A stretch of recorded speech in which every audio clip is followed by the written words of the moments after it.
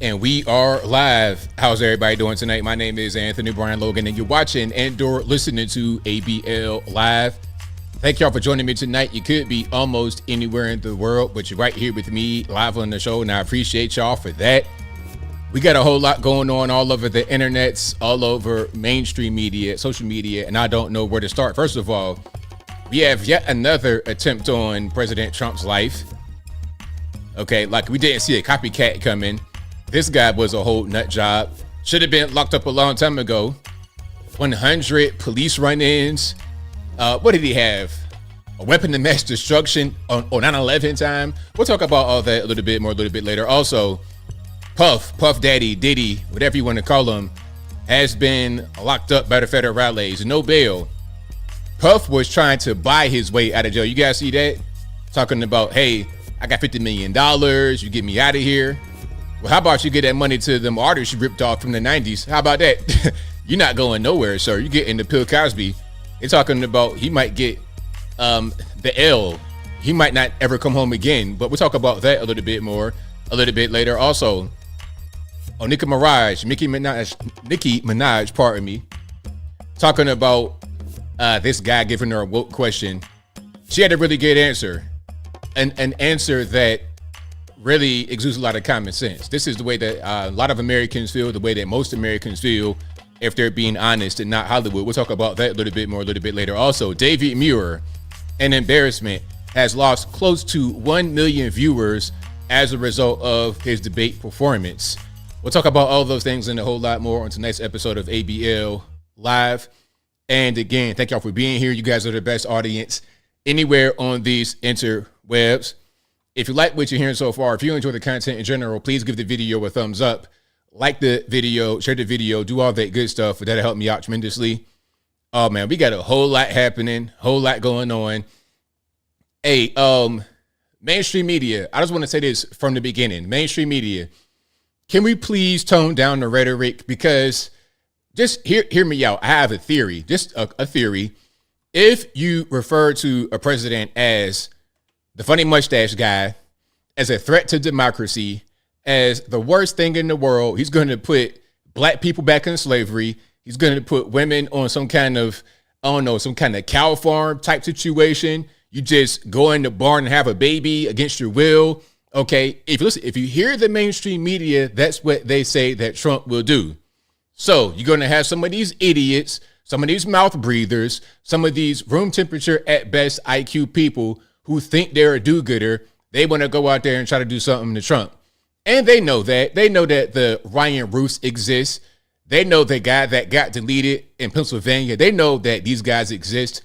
You're doing what you can to rile them up. You're stoking the flames.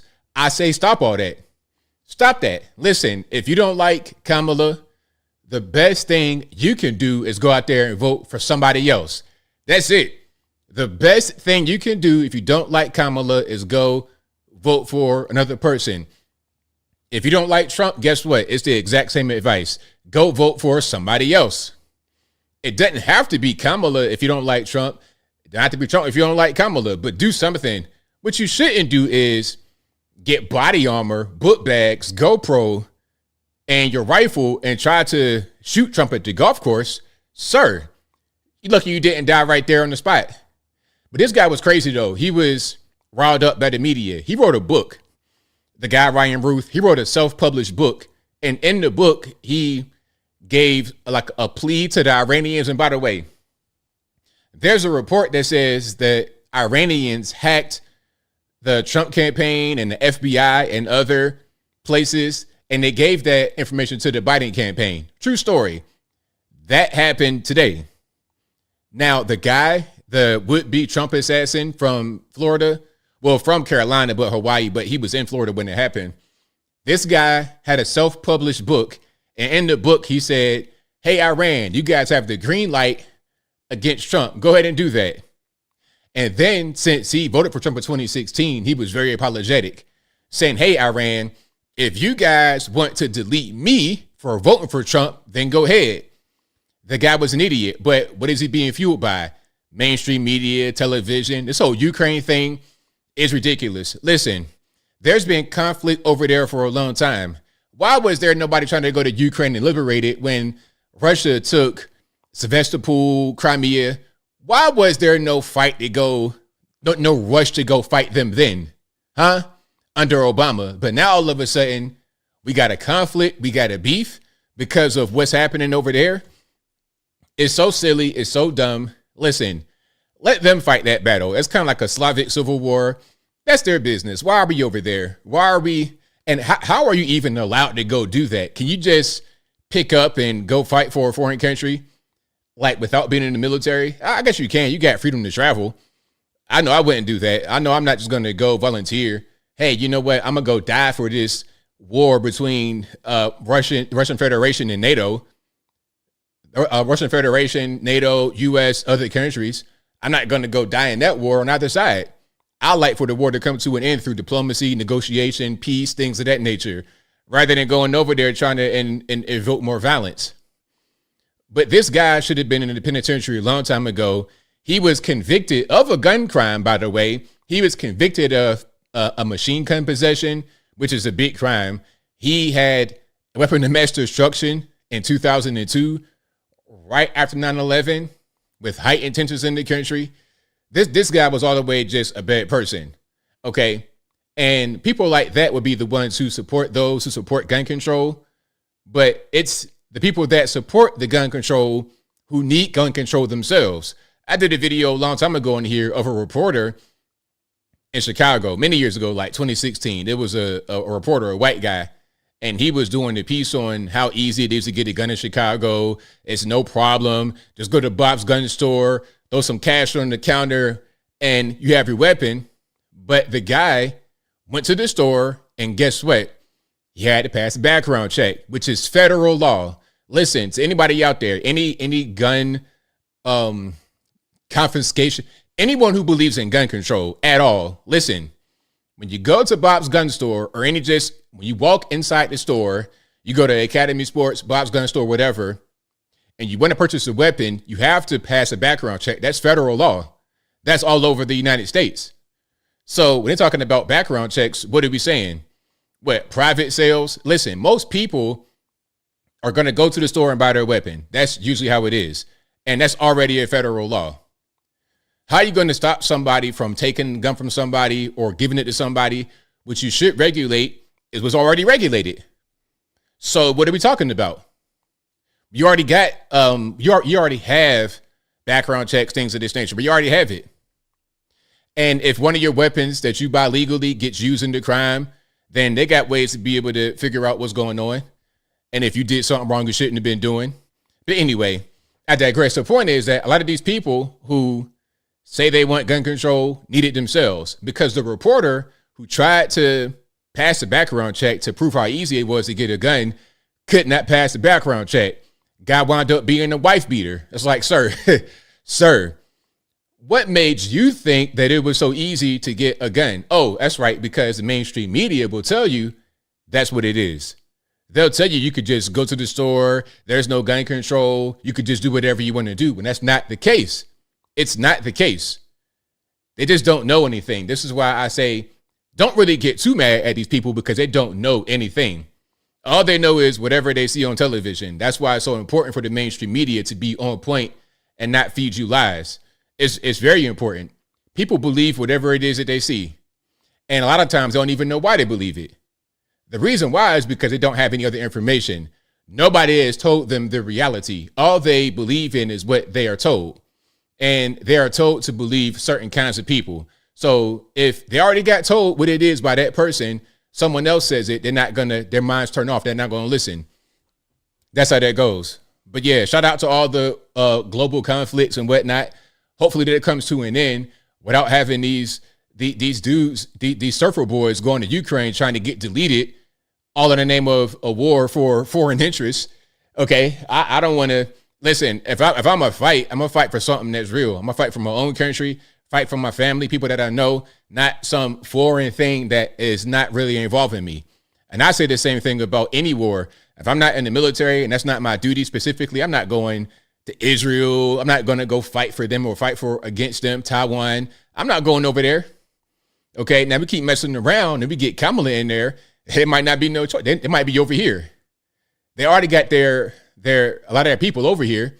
They probably already sent them. Like if you have a foreign country that wants to engage in a conflict with us, to import their ground army ain't nothing because they're already over here. They're already over here, so they already know what to do.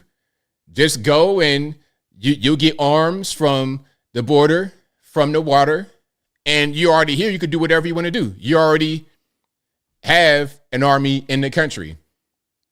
That's what open borders do. That is exactly what open borders do. So yeah, shout out to all the open border people talking about, hey, they're our friends. We love them. Do you for real? Do they love you? I don't know about that. Okay.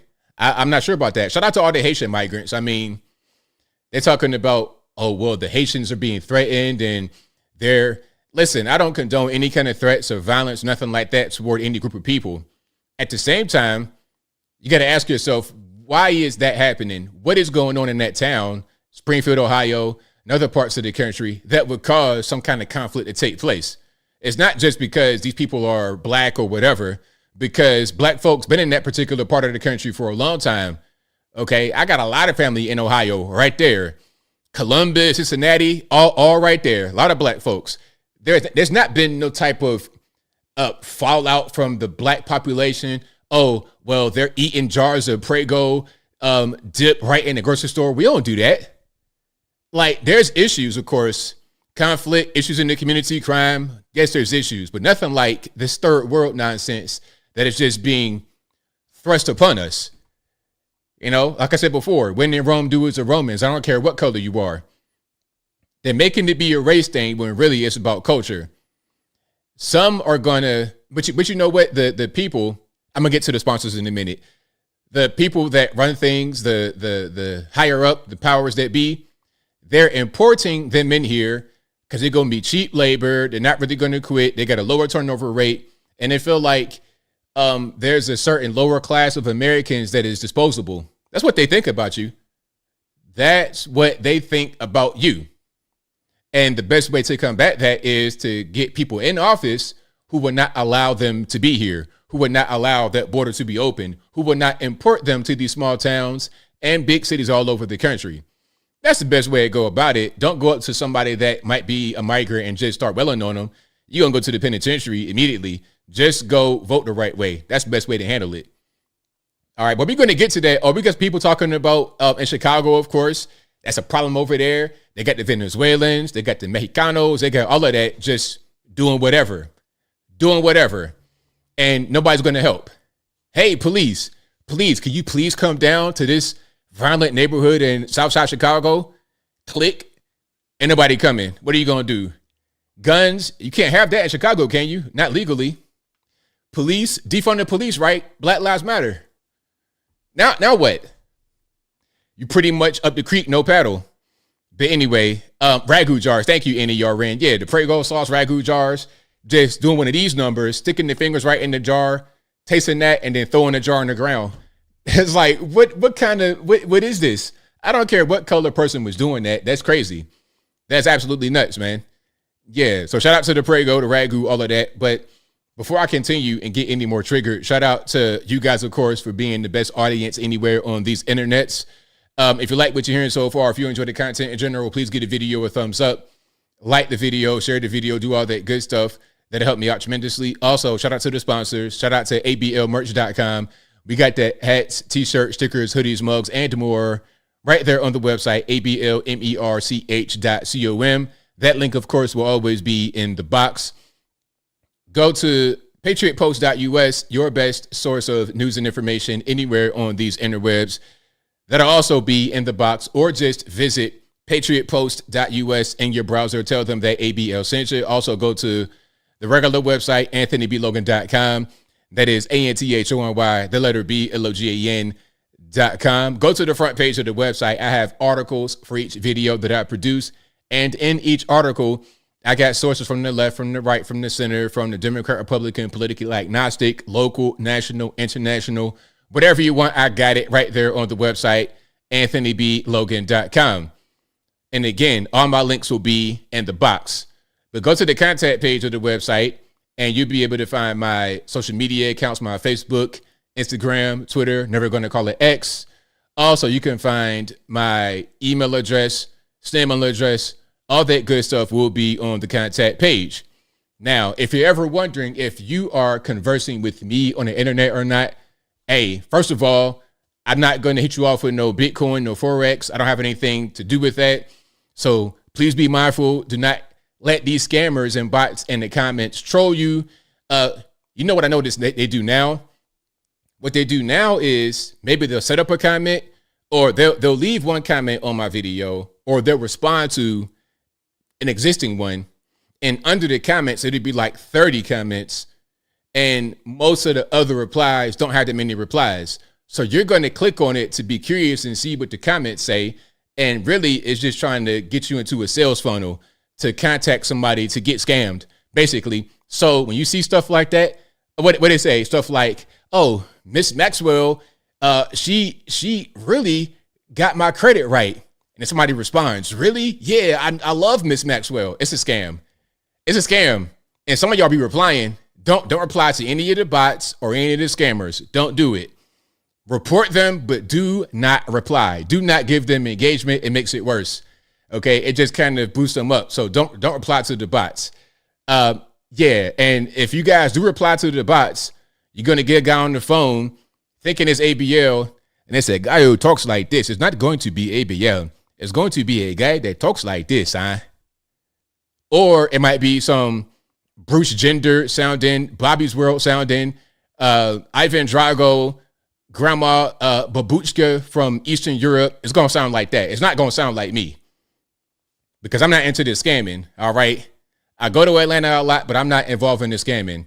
I done got scammed out there. Hey, getting scammed down there is like drinking water or walking on your feet every day. You're going to get scammed at one time or another. The scamming out there is so advanced, it's crazy. The scamming in Atlanta is so crazy. What'll happen is you go to a parking garage and there could be a QR code that you got to scan to pay for your parking. What they will do in Atlanta is produce a sticker with their own QR code and put it on top of that. You can't even tell the difference. It'd be seamless. And it might be from the same place that made that sign that had the original QR code.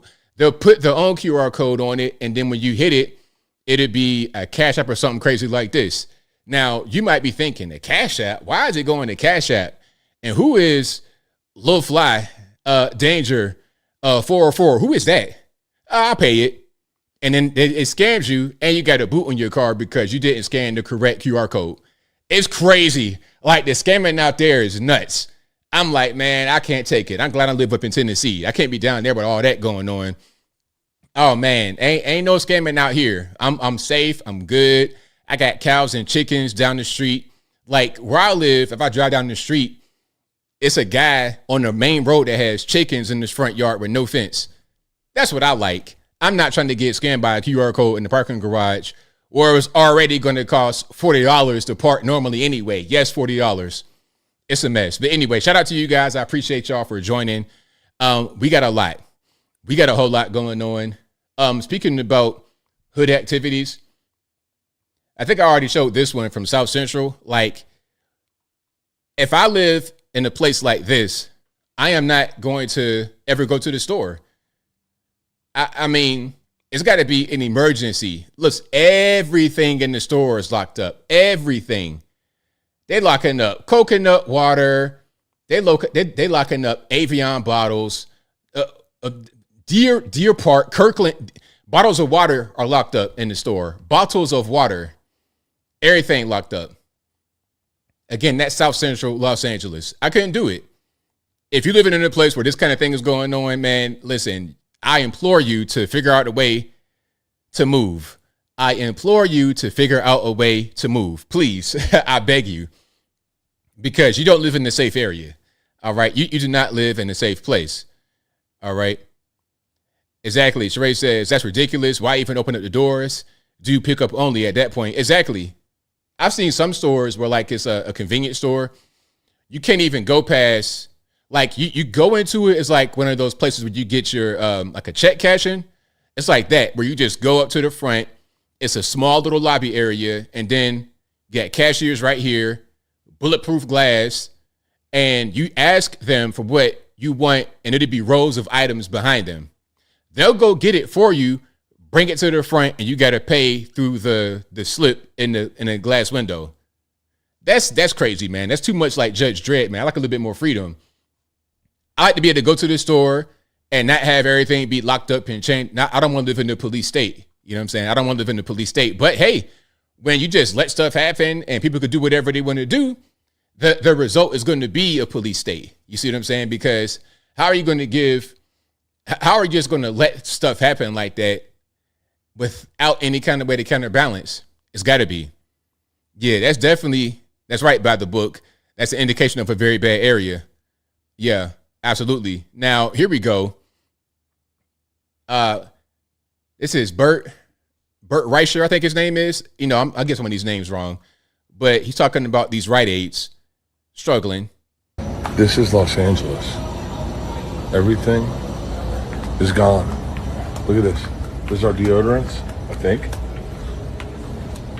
This place is going, I mean, it looks like it's been looted, and I guess thieves just come in and take whatever is expensive. And I mean, at this point, listen, we just saw South Central where everything was locked up.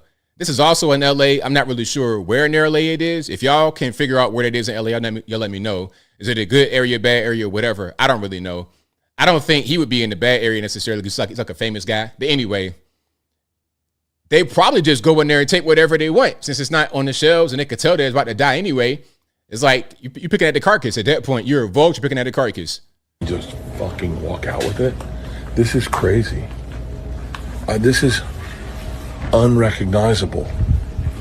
When I moved to Los Angeles, you'd come into Rite Aid and you'd spend the fucking afternoon looking around. This is so fucking sad.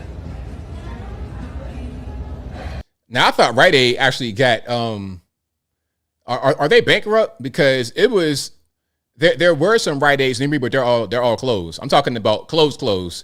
What's the name of them Halloween stores? They got that right there on there. That's pretty much what it is. It ain't no more Rite Aids out here. Okay, Walgreens, they kind of hanging on. I mean, the Walgreens are kind of hanging on a little bit because I live in a high residential area, but they're struggling. They're struggling real bad. Bert Kreischer, thank you, Leadfoot Tom, thank you. Yeah, I knew his name sounded something like that, but I didn't know exactly what it was. All right, now, it got music on it. I ain't gonna play that. This caption says, how we install our ACs in Detroit. Okay, now if you can see, you got the outside unit chained down to the ground. Well, it looks like you got the chains in the actual dirt, so they could be moored up under the slab they got the AC on. Okay, yeah. Now I've seen I've seen that quite a bit. The same thing, my uncle, RIP to him, he had this on his house in Southeast DC because they took the entire unit just like this, but he had steel bars and it looked like it might have been welded onto steel under the cement. I don't know how he did it, but he had steel bars on it. The same formation, just not changed. It was solid bars because they will steal your actual AC unit. And it probably costs quite a bit to have that installed like that, but what are you going to do? Yeah, in Southeast DC, yes, they will take that ASAP. Okay, and it looked just like that. The brick house on the outside, that same type of setup. Yep. It's crazy. Units are $4,000. Wow. Yeah, they will steal it. And you would think they don't know how to, they'll come through and take it in a professional way. They'll have a truck, they'll load everything up and you won't even know it. They'll be quick, they're professional, in and out, thief in the night. Yep, they make cages for AC units. They sure do. So, you know, that's why I try to stay away from that type of environment. Let me just stay over here. I'm not worried about my AC unit getting stolen. All I got to worry about is some army worms that then deleted my front yard. That's all I got to worry about. All I got to worry about is going to Home Depot and getting some of that spray. That's it. Get me a sprinkler, reseat, and I don't got to worry about my property on the outside getting stolen. All right. But yeah, shout out to them. Now, migrants. Here we go with the migrants cooking outside. Can we check this out? in the shopping carts. They are cooking out in this park, y'all. Check this shit out. He is dead ass cooking off his shopping. Now, what I'm seeing is plastic containers, raw food on top of the plastic containers. They got chicken and This is like one of those Home Depot garage type storage containers. And I'm seeing food on top of that. They have that can't be stainless steel. That's probably plastic that you're cooking in there. But I think I've shown this before. It wasn't the same video. It was a different video of the migrants cooking the same way. They let them shopping carts with all the microplastics, all the chemicals, all the outdoor stuff on it. How well are these things washed? And they got the food right on the actual grate. shit. Yo, they do not play over here. You hear me? Check this shit out. He is dead cooking off his. Now, I got a question. Would you get a bite from one of these street vendors out here in New York City? Okay, they got a shopping cart with a black trash bag on the back and a Home Depot black and yellow storage container. They have that with food on top of it, and there's probably more raw food in there. No kind of refrigeration, no nothing, no ice, no nothing. Just straight up raw food that they probably stole from Walmart. I mean, bought from Walmart. Would you buy something from out here?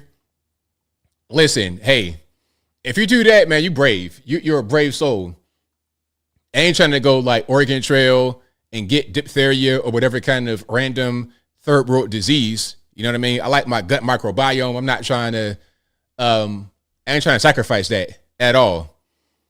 But check it out. Now, here we have a job fair line. This is a job fair line at a McDonald's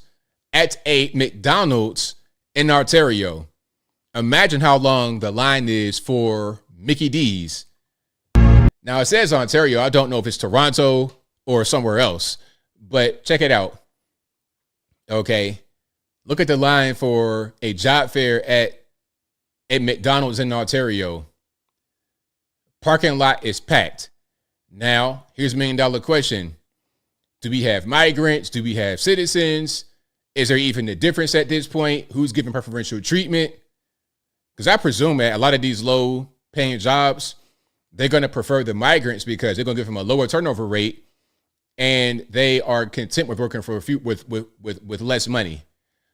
The corporations benefit, but you suffer because these people are not behaving as they should in America, and they are going to drive down the standard of living wherever they are. Until they can get themselves up to a first world standard, they're going to drive it down. That's kind of how it is. All right. So shout out to all the Canadian citizens out there trying to get a job. Good luck. Good luck. All right.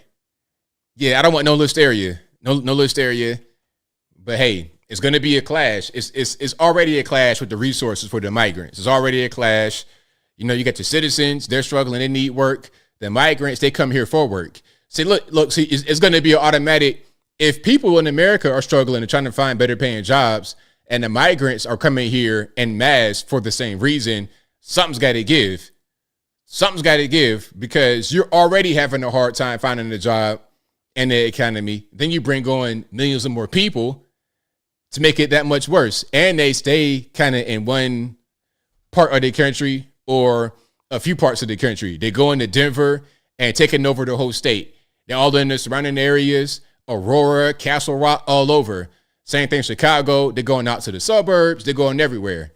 Everywhere. New York City, forget about it. You're overrun. All your hotels, not all your hotels, half of your hotels may be migrants. So then when you want to go get a hotel in New York City, it's going to cost more because they have fewer occupancies because of all the other hotels that are filled up. There's not enough hotels to go around.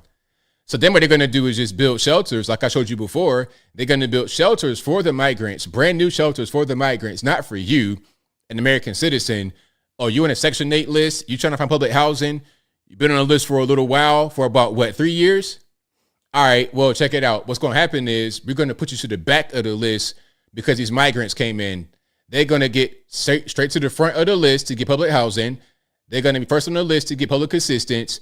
they're going to get more assistance. They're going to be here without true legal status. They're not citizens. They're over here to work while you're trying to work and they're driving down your wages. Okay. But they get more money from the government than you do. So they get paid less money, but they make more money at the end, more than you could by just working that same job for what it actually pays. You see how that works? They're being subsidized by the government. They think that they are a better investment than you. That's all. They look at you as like low class, smoking crack and fentanyl. That they're trying to delete you, get you out of the way, and then bring in new people. And then they'll be the model permanent underclass, the servants, the fruit pickers and bet makers, as Barack Obama famously said. They'll be that class. Okay, because you don't want to accept your class. You want to smoke crack and do all kind of weird stuff to try and exceed. You want to commit crime and everything else. That's what they think about you. Now, we know that the migrants are bringing in crime that's worse than what Americans are involved in, because you got third world crime, heinous stuff. Okay, we got machete action. We got fully auto action. We got all of that. Human sacrifice, pet sacrifice, all of that going on, allegedly. Now, here we have residents in Chicago protesting the illegal aliens. All right. And I hope that their voices are heard. But unfortunately, if you live in Chicago, in a community that voted 95% Democrat, what are you really going to do? What leverage do you have? $1 billion. All right, hold on. Dollars in debt. $1 billion in debt. $1 billion in debt. $1 billion in debt. All bunch of illegal immigrants. They don't get to kick us out. They don't get to engineer the way to get us out. A bunch of illegal immigrants stealing our money. Y'all stealing our money. You stealing. You stealing. You damn thieves. You thieves. I mean, listen, I hear the frustration. I feel them. They're correct. But again, how are we voting? How do we vote when it comes time to actually get people in office? Did we vote for Lori Lightfoot or Brandon Johnson or any Democrat, regardless of what color they are? Did we do that? Did we vote for J.B. Pritzker, Sanctuary State, Sanctuary City? Did we vote for them? If we did, then, I mean, what you going to do? The best thing for you to do is vote differently. You see what the plan is now. You had to actually experience it. And I said it before. People always ask me the same question. How are we going to, fix the black community, all this, that, and the third? I'm like, look, man, people just got to suffer.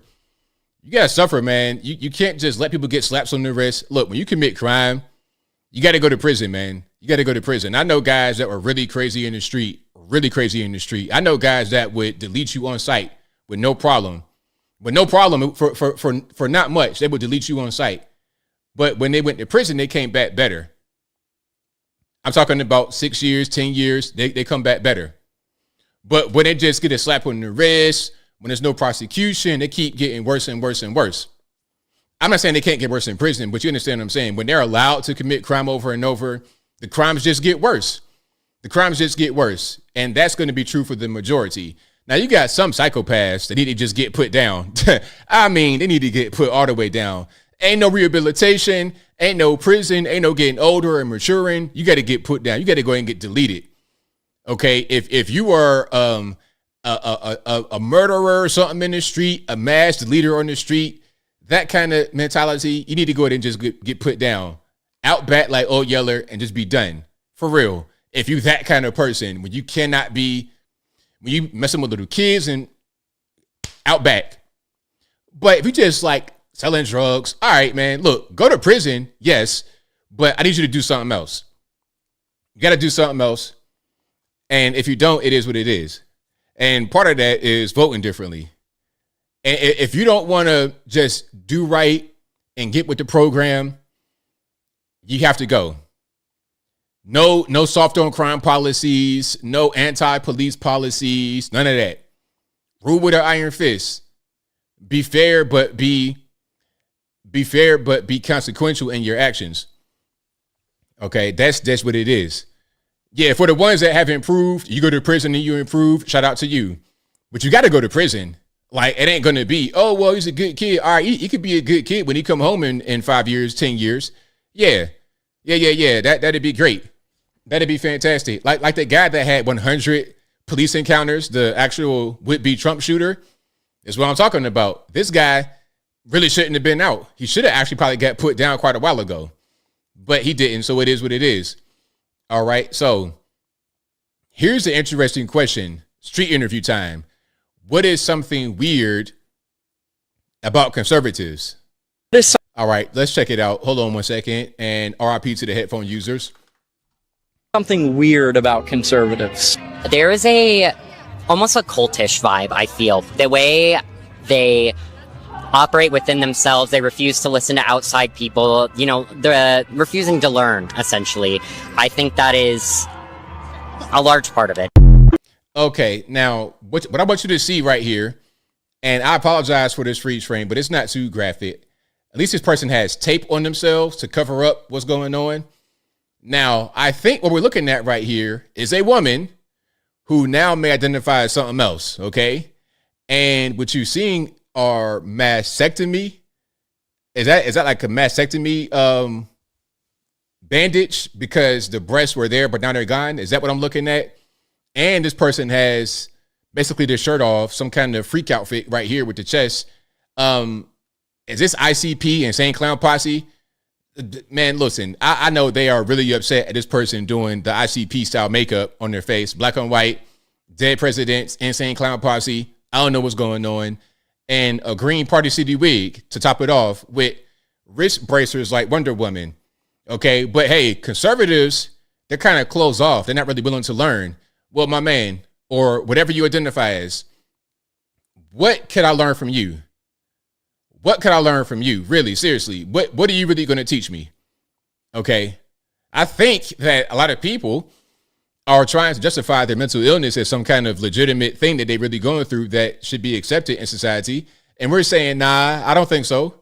So then that makes us, regressive and we don't want to be forward thinking and accept any new ideas. We want to be rigid in our ideas. Okay. Is that a dude with Band-Aids? You know what? I don't even know what's going on no more. I don't know what's going on no more. So what we could have is a man cosplaying as a transgender. Like, okay, I'm so confused. My brain it's not working properly on this one. So what you may have is a biological XY male who is cosplaying as a biological XX female who got a mastectomy, double mastectomy. Is that what's going on? Back in my day, a mastectomy was reserved for cancer patients, but now you could just do it. It's like a fashion trend. You can wear the scars and all that. Like, is that what we're doing? That's crazy. That's totally nuts. But you know what the cause of all that is? It's these rich liberal parents that just let their kids do whatever they want to do. Dwayne Wade, all these people. How you letting your 12-year-old son call himself transgender? Where they do that at? Like, how does that really happen? 12 years old? Ain't no way. Listen, you are 12 years old. You live in my house. You're going to abide by my rules.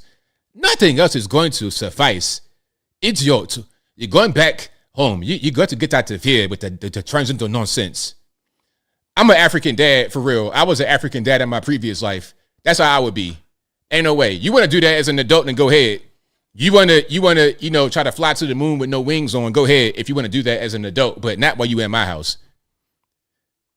Not while you're here. You want not to do that here. Idiots. I refuse. Anyway, shout out to him. Now we got more street interviews. Shout out to my man, Nick Shirley. I didn't get his name right last time, but Nick Shirley, shout out to him. Young man, like 2021, doing good work out there in the street. He was asking someone about Trump, Kamala. This is a black woman that he's talking to first, and then the white woman comes in, and you're gonna see how this whole thing goes. Okay, let's check it out. Who are you gonna? All right, hold on. Let's check it out. Who are you voting for? President Donald J. Trump and Vance. I want this. Yes. Oh, you come here, man. Wait. You gotta see what happened because you might not be able to hear the lady in the background who said F you. Okay, let's check it out. Who are you gonna be voting for?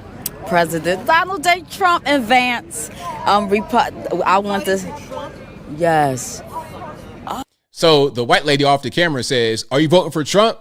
She says yes, and then the response is F you with the whole word. All right, the whole 4-letter word, not very nice at all. You come here, ma'am. She didn't She did know. not. Come here, ma'am. Well, let her- Come here. Let's have a discussion. Do you have a uterus? Yeah. Then why in the world would you want to vote for Trump? I mean, Melania looks very happy. Matter of fact, when he got shot, she was so terrified. I guess reality hit her. She's been by her husband. Remember, she never really wanted to get involved, but I think that woke her up. And then the children, they've been through a lot. The mom fell down the steps. Remember, the kids lost their mom. Forget politics. Trump almost lost his life. I mean, it's important to him, but his life. I wish he did. I'm sorry that the bullet missed. Really? You wish to? They always do that. That is the white liberals' calling card. They will insult you and then walk away. Like what they want to do is drop the N-word right quick and just run away. And if they could drop the N-word and just fly away within the speed of light, then they do it.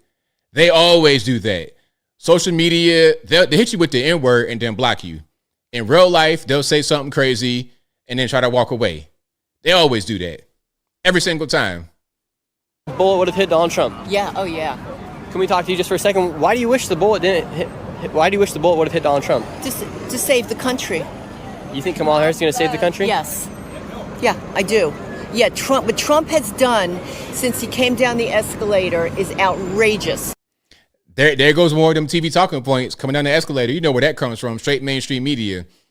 I've seen this kind of behavior before, okay? Word on the street, you got family members that may act like that. It's completely because of television. They are brainwashed by TV. And it's real bad to see. Trump derangement syndrome is, it's caused, well, she has all the symptoms, right? Belligerent, angry, cussing for no reason.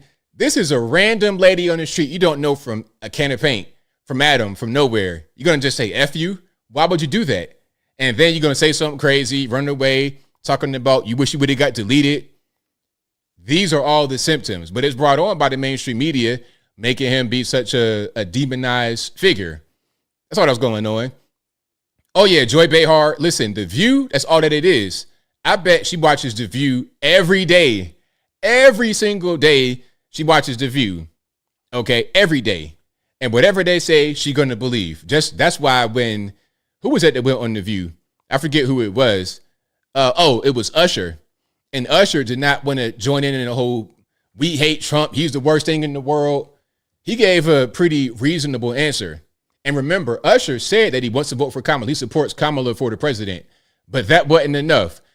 Joy Behar says, hey, I think Trump is a threat to democracy. Do you? How about you, Usher? Yeah, give us the headline right now. Make the headlines tomorrow be, Usher thinks Trump is a threat to democracy.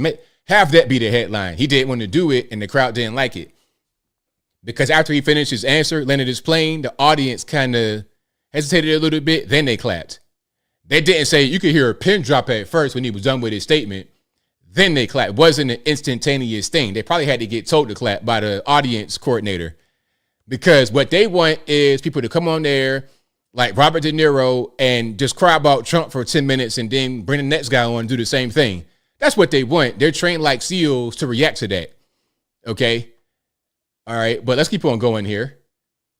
More street interviews. Harris? Why Harris? I'm voting for Trump. All right, Topher, I see you.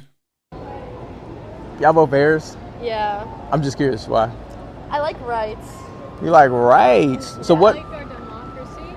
Oh, so you like the way they basically kicked Biden out the way and just forced her into the presidential nominee position?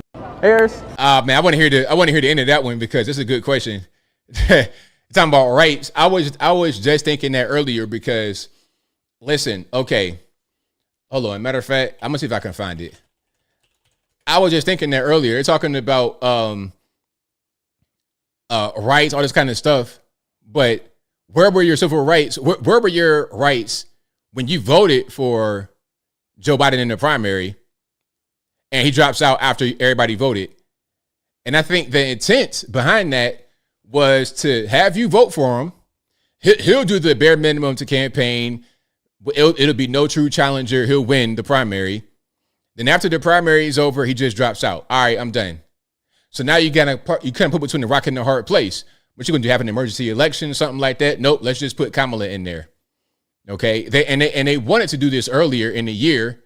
The plan was already set, probably when he got elected, because earlier this year they wanted to replace her.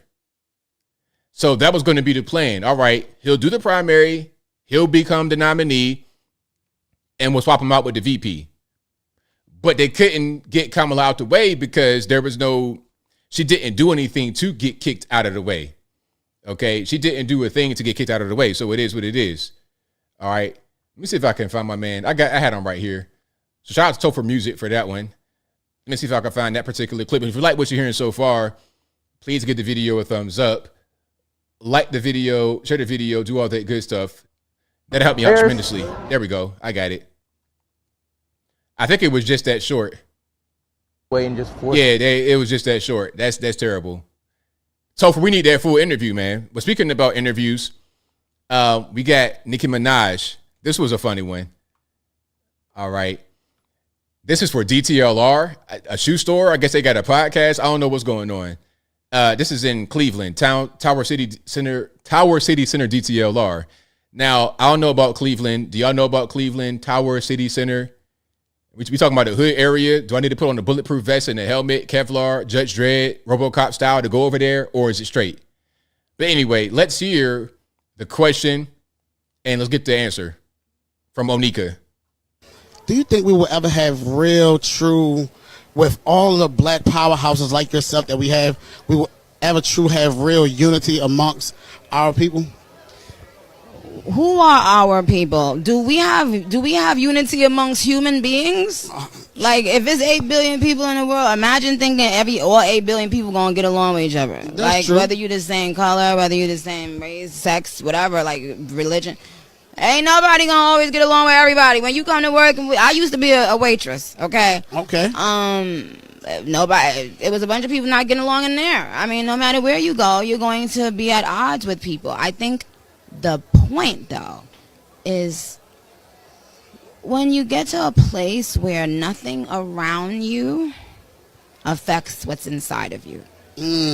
Like, you have to get to a place where you are so self-aware, but humble, and also realizing that you can't change everything, you can't change everyone. The only thing you can do is wake up every day and try to, like, do what you have to do. I'm gonna rock with the people who I want to rock with, and everybody else should do the same thing. Nobody's entitled to rock with you, nobody's entitled to So yeah, shout out to her. The whole race question, it's so silly because it's like, what does that even mean? What does it really mean to support your people? Who are my people? Who are my people? What, just is it a race thing? Because obviously we know that ain't the case. Kamala Harris, they say that she is my same race. I don't know how we go, how we did all that kind of. I don't know, But let's just talk about people that actually are black. You got guys that do things that I don't like, things that are crazy, guys that are locked up. They're not my people. My people are good people, or people that want the best for this world. That's my people. Okay, the race, all that kind of stuff, that ain't really what I'm on. All right, I am not on that. Your Dwayne Wade's of the world, these kind of individuals, not my people. Letting your 12-year-old son become transgender, nah, I'm cool on that. I am cool on that. So yeah, that was a good answer. Shout out to her. Okay, a fair answer. I don't know her political affiliation, if she's going to vote for Kamala or Trump. I don't know. But regardless, that was still a good answer. If we had people that were more just honest and genuine like that, and they weren't crazy, they were just normal people, I'd be okay with people that may think differently politically. Okay, I wouldn't support their candidate because they support them, but I would just respect them and their opinion if there weren't so many weirdos out here asking for the craziest things.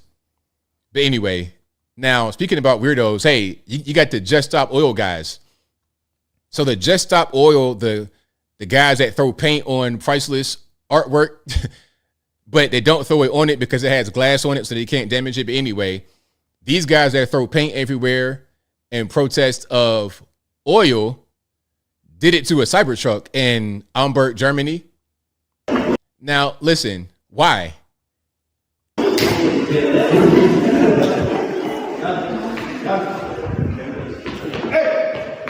So look, if you are Just Stop Oil, and I guess your goal is to stop fossil fuel production, I don't understand what the goal is. But I would think that an electric vehicle would be something that'll help you guys, right? That'd be a good thing. If you want to stop oil, here's a man that says, hey, here's an electric car. No gas, no oil required, no gas required. Why are you defacing it? We go, yes?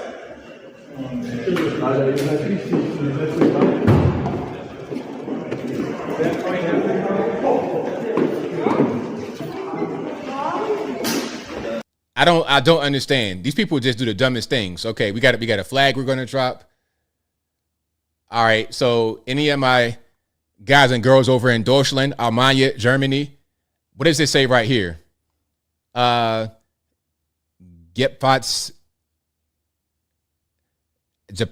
in dead catastrophe. In the catastrophe. Something in the catastrophe. I don't know what that means. Hold on. I'm gonna do Google Translate.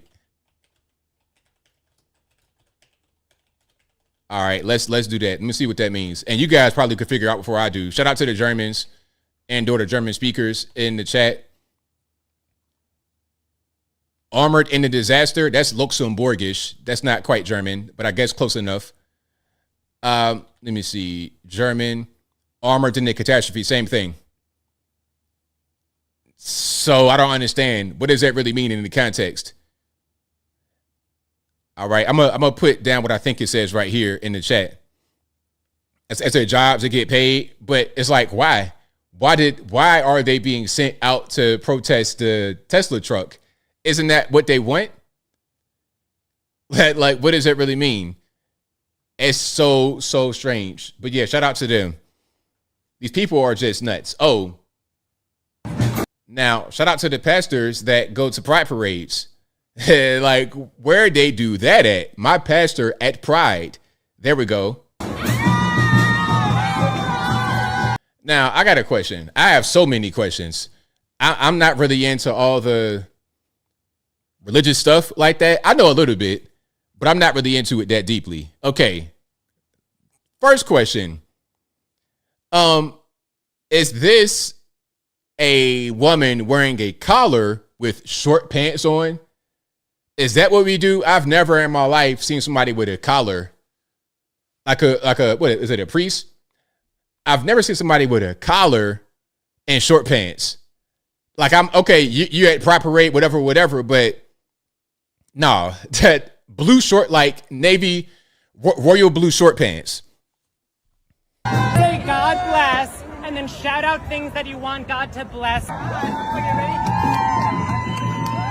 Now, I thought that was a woman at first, but now we kind of in that ambiguous zone again, just like earlier. I ain't know what was going on. I seen this big crazy Joe from Family Guy looking jaw, but I really don't know sometimes. I don't know. So I don't want to make an assumption to be wrong.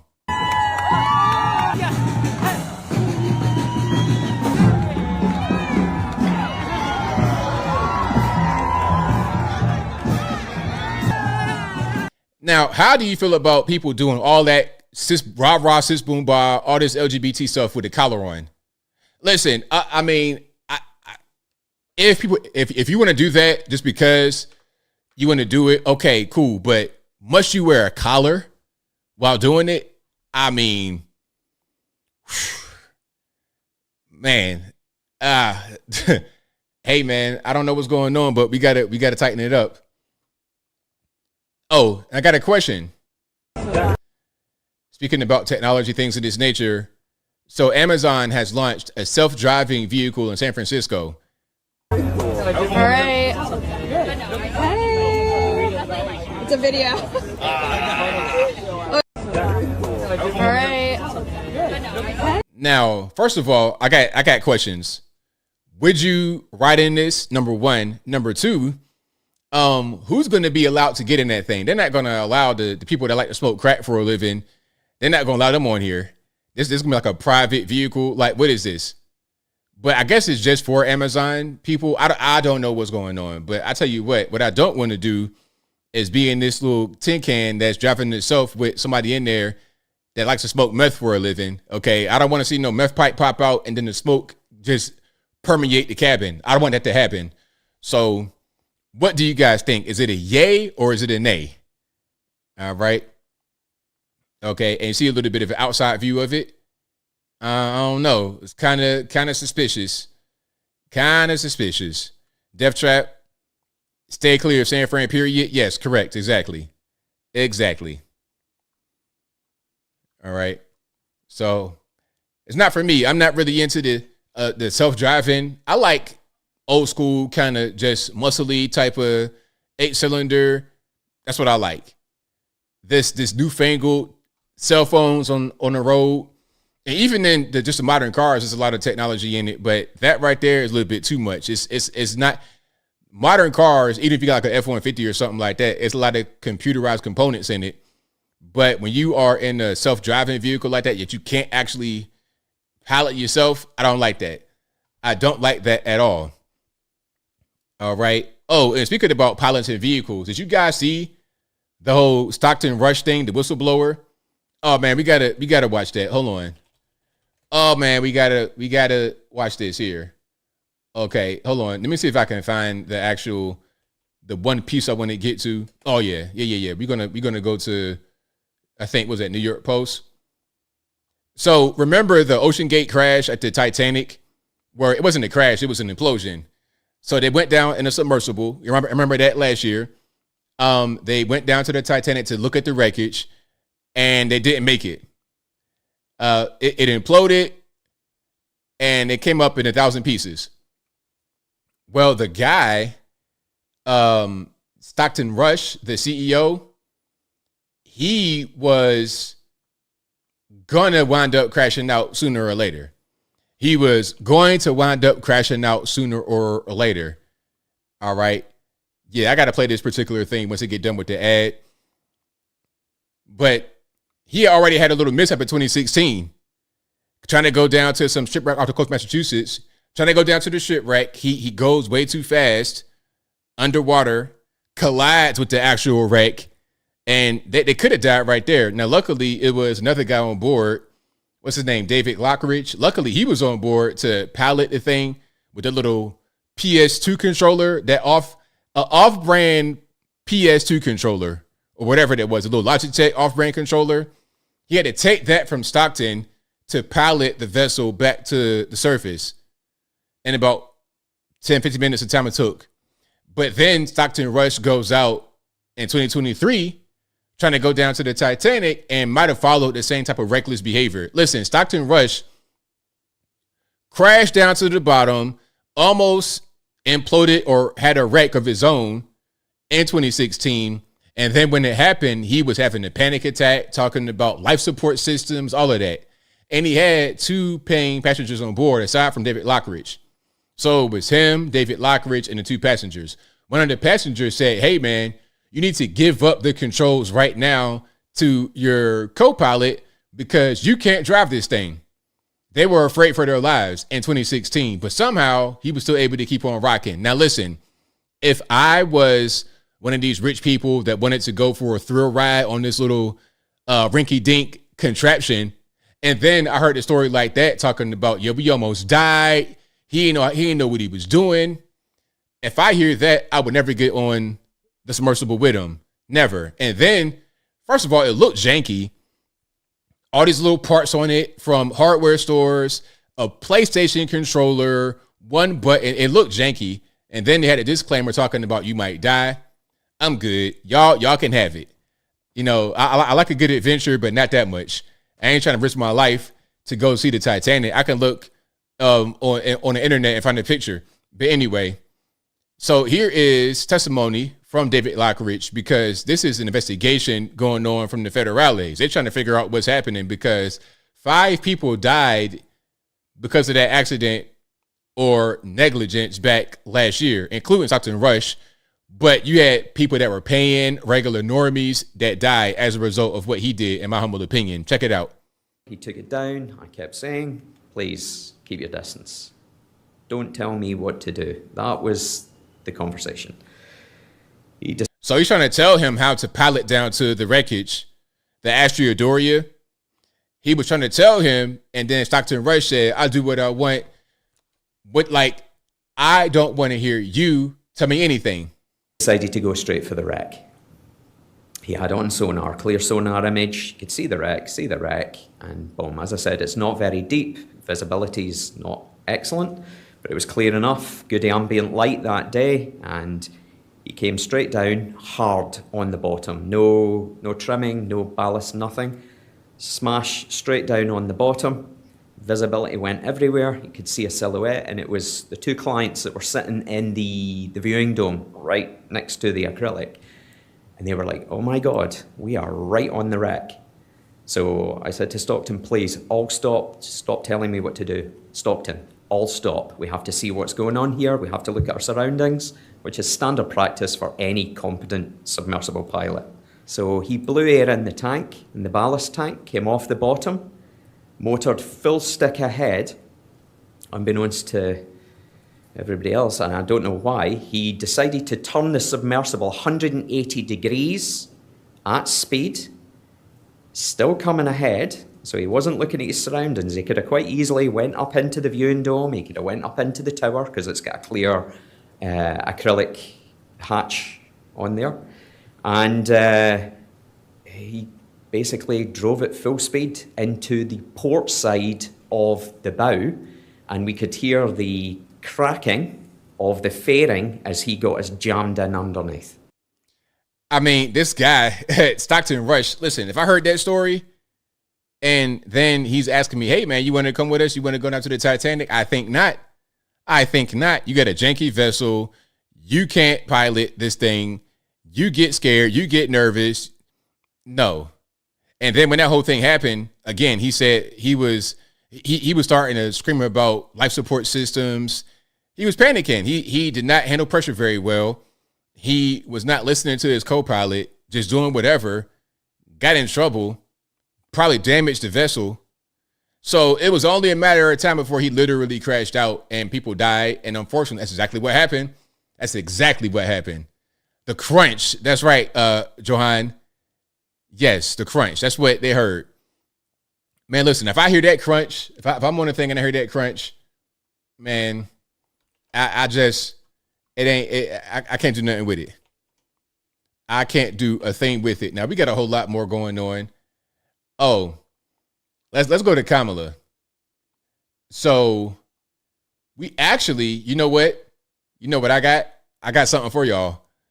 So y'all know Kamala was linked to Montel Williams and Willie Brown. I got them both talking about her this year, like recently, within the past couple of days.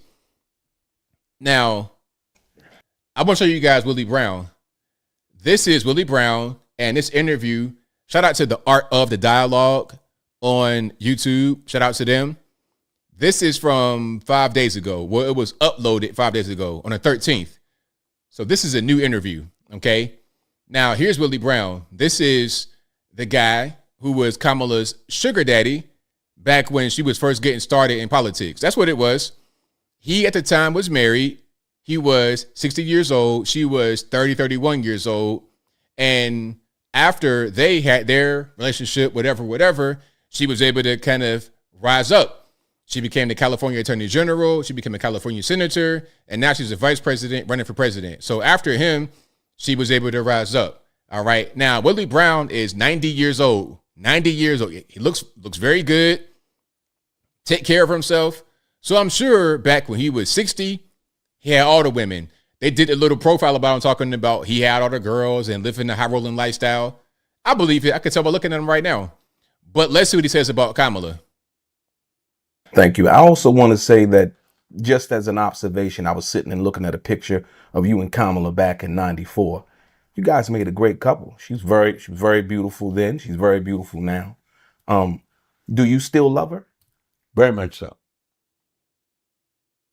Mr. Brown, Kamala Harris's past relationships, including with yourself and Montel Williams, have been the subject of public discussion.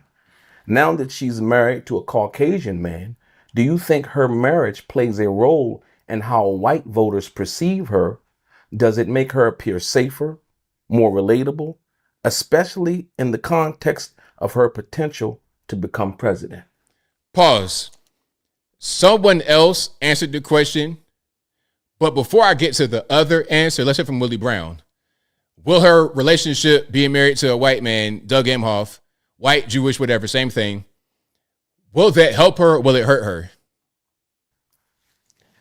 No, I don't think so. I think that whomever she chooses to be her husband, whomever she chooses to date, whomever she chooses to have public friendships with, are all factors that people take into consideration at any level of an office you may seek, but certainly at the presidential level. And it's part of the judgment that you should be demonstrating and have demonstrated over the years of your being, period. And I think Kamala Harris does that as well as I've ever seen anybody else do it. And I, for one, do not believe she should be burdened with assumptions being made by any of us with reference to her friendships, her acquaintanceships, without some connection between her doing her duty as a deputy district attorney, her doing her duty as a senator, or who doing her duty as a president or a vice president for that matter, unless there's something about those relationships that in the minds of an individual would be inconsistent with her being able to do the job. No applicability to associations. So that was a little bit of word salad. Shout out to Willie Brown. He is 90 years old. He was born March 20th, 1934. Okay. Yeah, he's been around, so he takes care of himself, I suppose. Looks in pretty good health. Absolutely. All right. But yeah, that is his take on Kamala. Now, we have the other person mentioned, Montel Williams. And of course, Willie Brown, stone cold, stomp down liberal, anti-Trump, hates Trump. You already know what it is.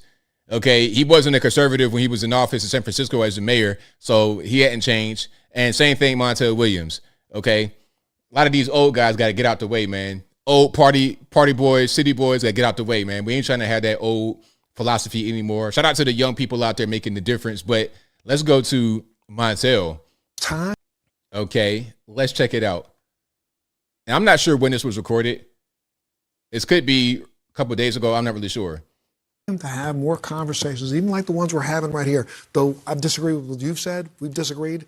We've also kind of just slightly realized that we could turn that beach ball just a little bit and see a different panel, see a different point of view. Commonality. She is really focused on trying to make America understand that what unites us is far greater than what divides us. As a mass, and we ought to pay attention to those people on the fringes who are taking away the wrong message. Those people who have some form of mental illness who are taking away the wrong message, saying that if my side doesn't win, then burn the whole thing down. We can't do this. We've got to remember, folks like me, and we've probably got 40 million veterans alive. The majority of them put their hand up in the air and said, I do solemnly swear and affirm that I will support and defend the Constitution of the United States against all enemies, foreign and domestic. Period. That's what we believe in. That's why I put a uniform on. To protect this for your generation, Let's start focusing on how we protect this and stop firing up those idiots who really think that they can. Because at the end of the day, what do you want? You want to eat out of a garbage can? Because that's what's going to happen. If we go to a civil war, remember, more deaths in the American Civil War than any other conflict since. Okay, so yeah, that's a take on the whole situation. Now, Montel Williams is 68 years old, but I believe he has MS, doesn't he? Or something like that, some kind of illness. So yeah, I think that's kind of what's going on. Let me see if I can see exactly what the thing is.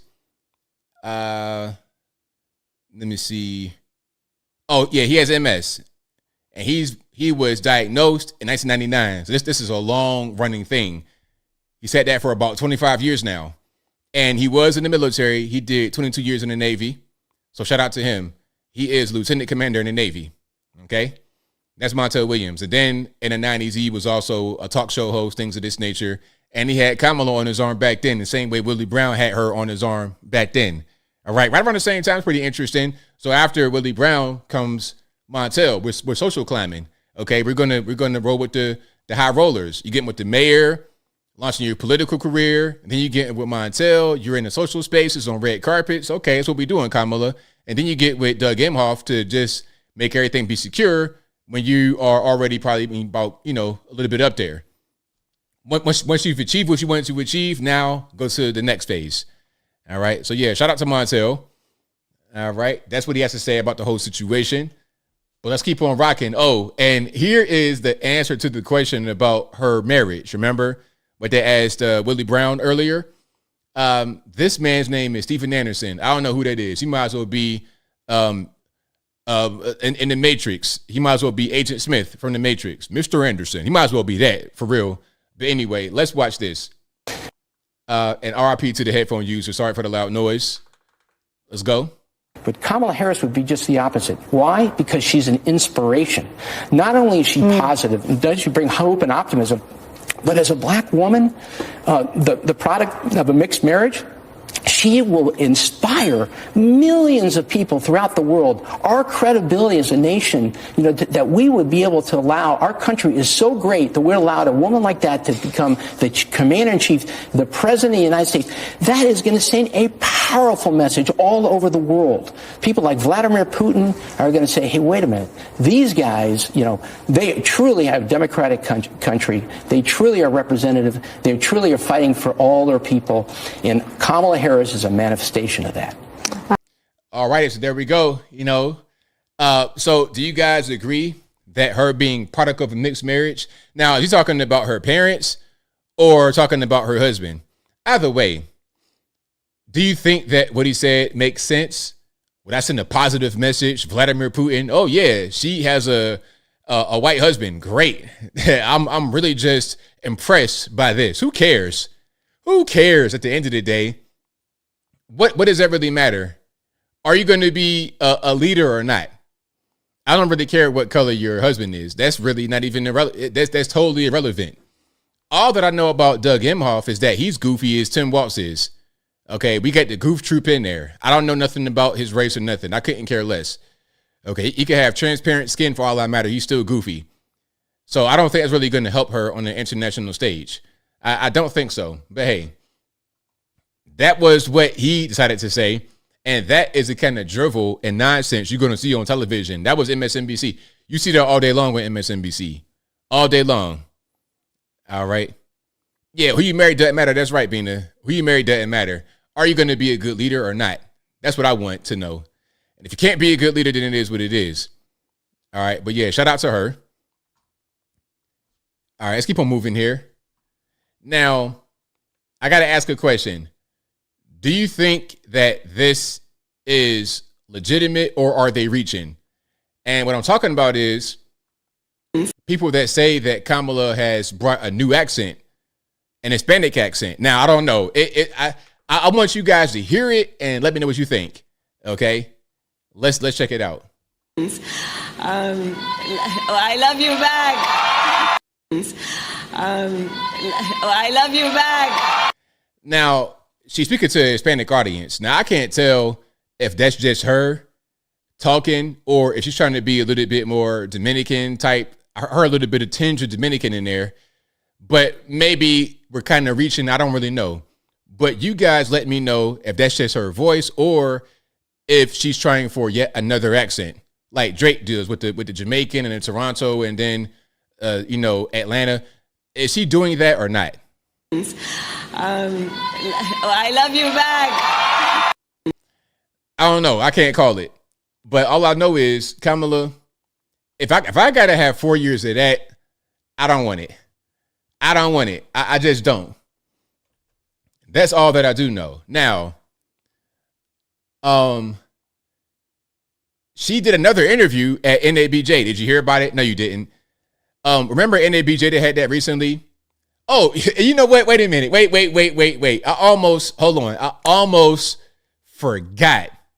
Remember the NABJ event that Trump went to? The National Association of Black Journalists. Remember Trump went to that and Kamala was supposed to be there? And then Trump was like, look, I was told that Kamala was going to be here You got me here under false pretenses. It's talking about we're trying to negotiate with Kamala to get her to come through, all this, that, and the third. Remember that? So now she's finally come. Well, I'm glad you made it, Kamala. It's only been about 3-4 months. I don't know how long it's been now. I'm glad you made it. Now, look. Faces like this, we can't be making, Kamala. We can't be looking like chattering our fingernails. That ain't going to do it on a national stage, man. That's not what I want to see from my leader. You look unsure, nervous. You get nervous. I said that before. You got a lot of anxiety. You need to kind of like start to relax. Okay, that kind of pose right there ain't going to get it done as a leader.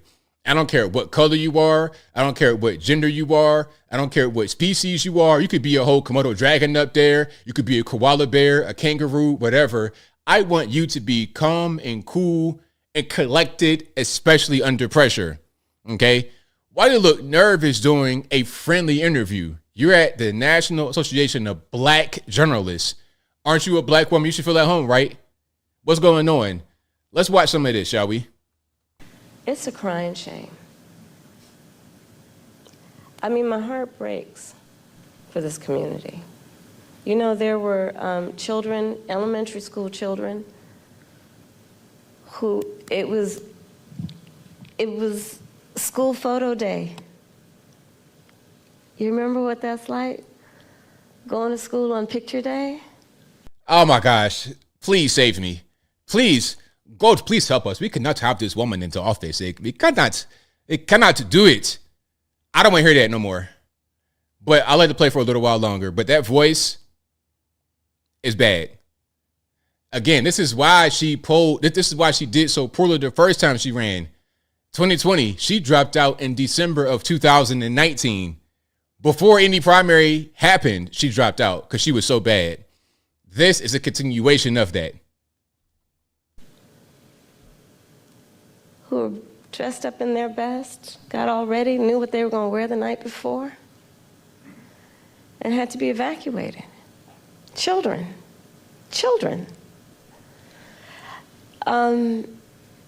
Now, I'm seeing, you know what? I see what you guys are writing about her, saying that, first of all, Wolf, I'm offended. She's not my sister. I don't got nobody to look like that in my family, for real. Okay? We black. We're not. Shout out to the Indians, you know what I mean? I love the Indian people, good people, but we're not that. We're not that. We're black. We're not Indian.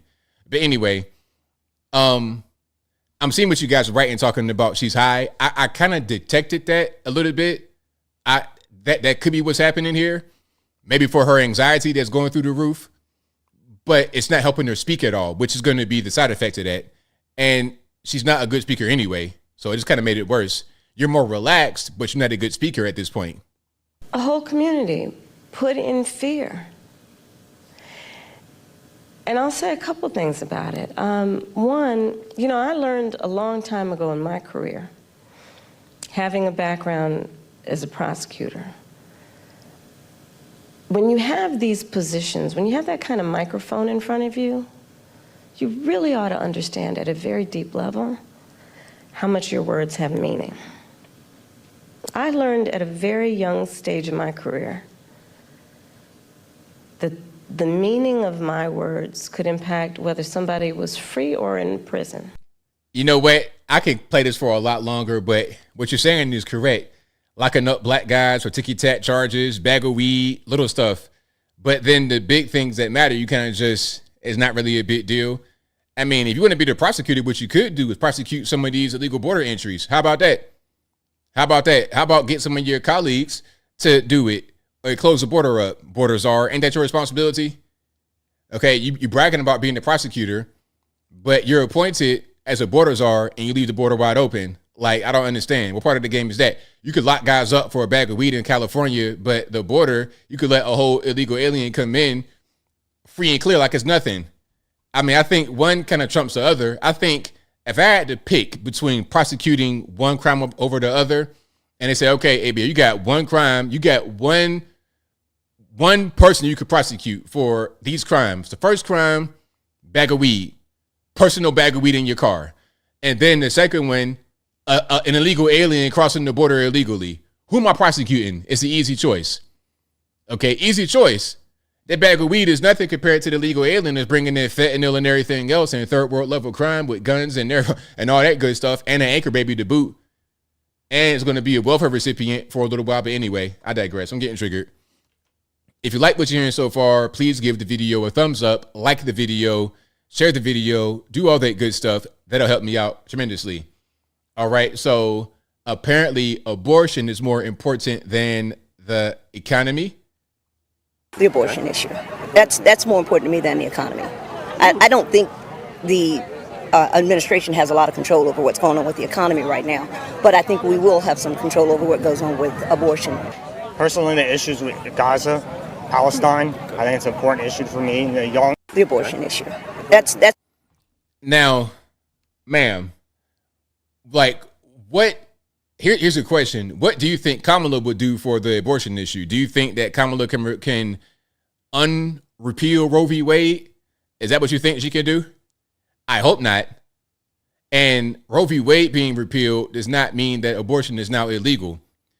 But they think that, though. This is a TV watcher. This is a regular normie, mouth breather, watching MSNBC and believing whatever they say.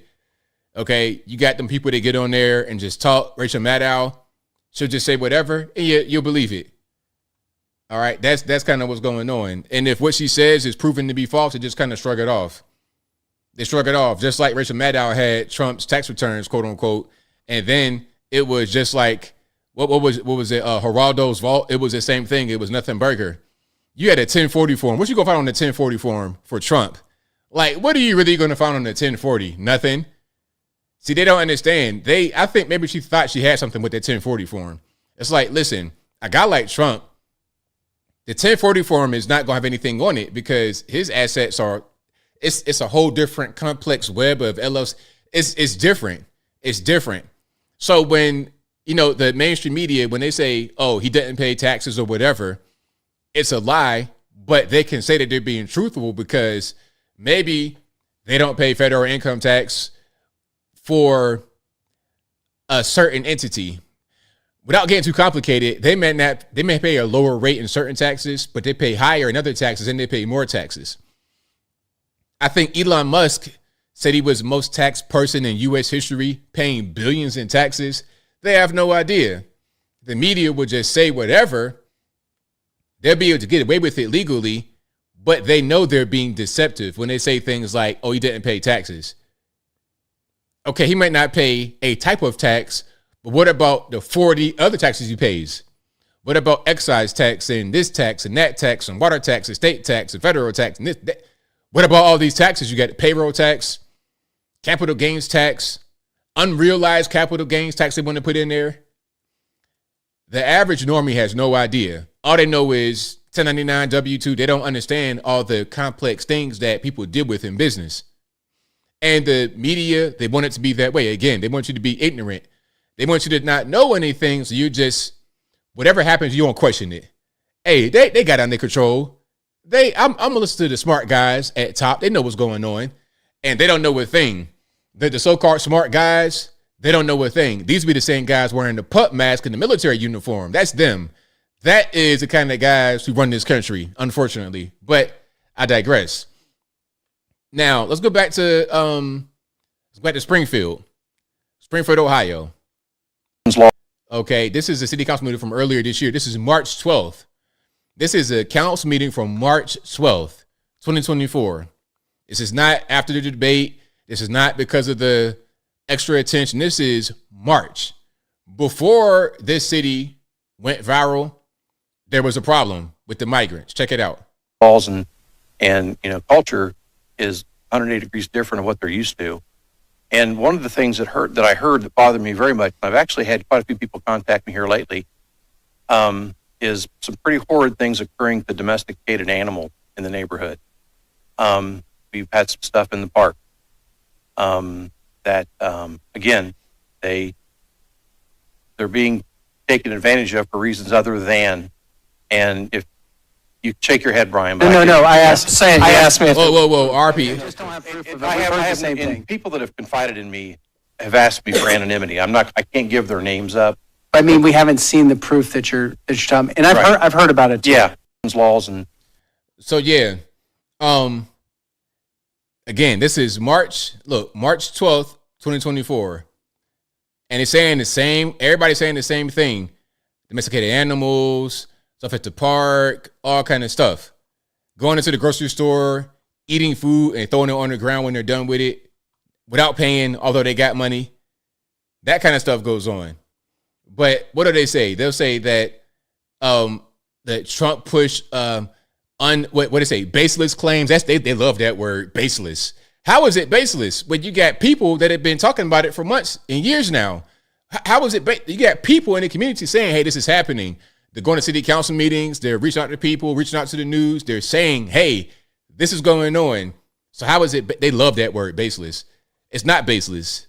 It's based in what the people are saying in this community. Okay, we have another video from Springfield. This is a more recent one, I suppose. I might have already played this one. So I live in Springfield. There's the water tower. A lot of people are asking what's really going on here. And I can tell you that 3 years ago, we had a very large population of stray cats, and now they are gone. You don't see any cats. Our visitors are kind of violent. You know, you'll see them threatening people. They've threatened my family with machetes. It's not a safe place. Most of the stuff that the people are saying to City Hall are true. If you put two and two together, you can figure some stuff out. But it's definitely not somewhere you want to be. So there you go. There you go. Where the cats at, though? Like, it was a big population of stray cats. Now the cats are gone. So where are the cats at? That's all I'm asking. I mean, it's a question. Now, am I racist for asking the question? Or am I just a curious person that wants to understand what's going on? I don't know what they're doing with the cats or where the cats are, but something's happening. And I'm not saying it's everybody that comes from Haiti or whatever that may do a thing like that. People get offended. It's like, nah, you know, if you are Haitian and you don't do that, okay. But I think that if people do that from your home, maybe they're uneducated, whatever it is, whatever the reason is, if they do it, they do it. It is what it is. Ain't no sense in lying about it. Ain't no sense in lying about it at all. Mr. Heck. We got more here.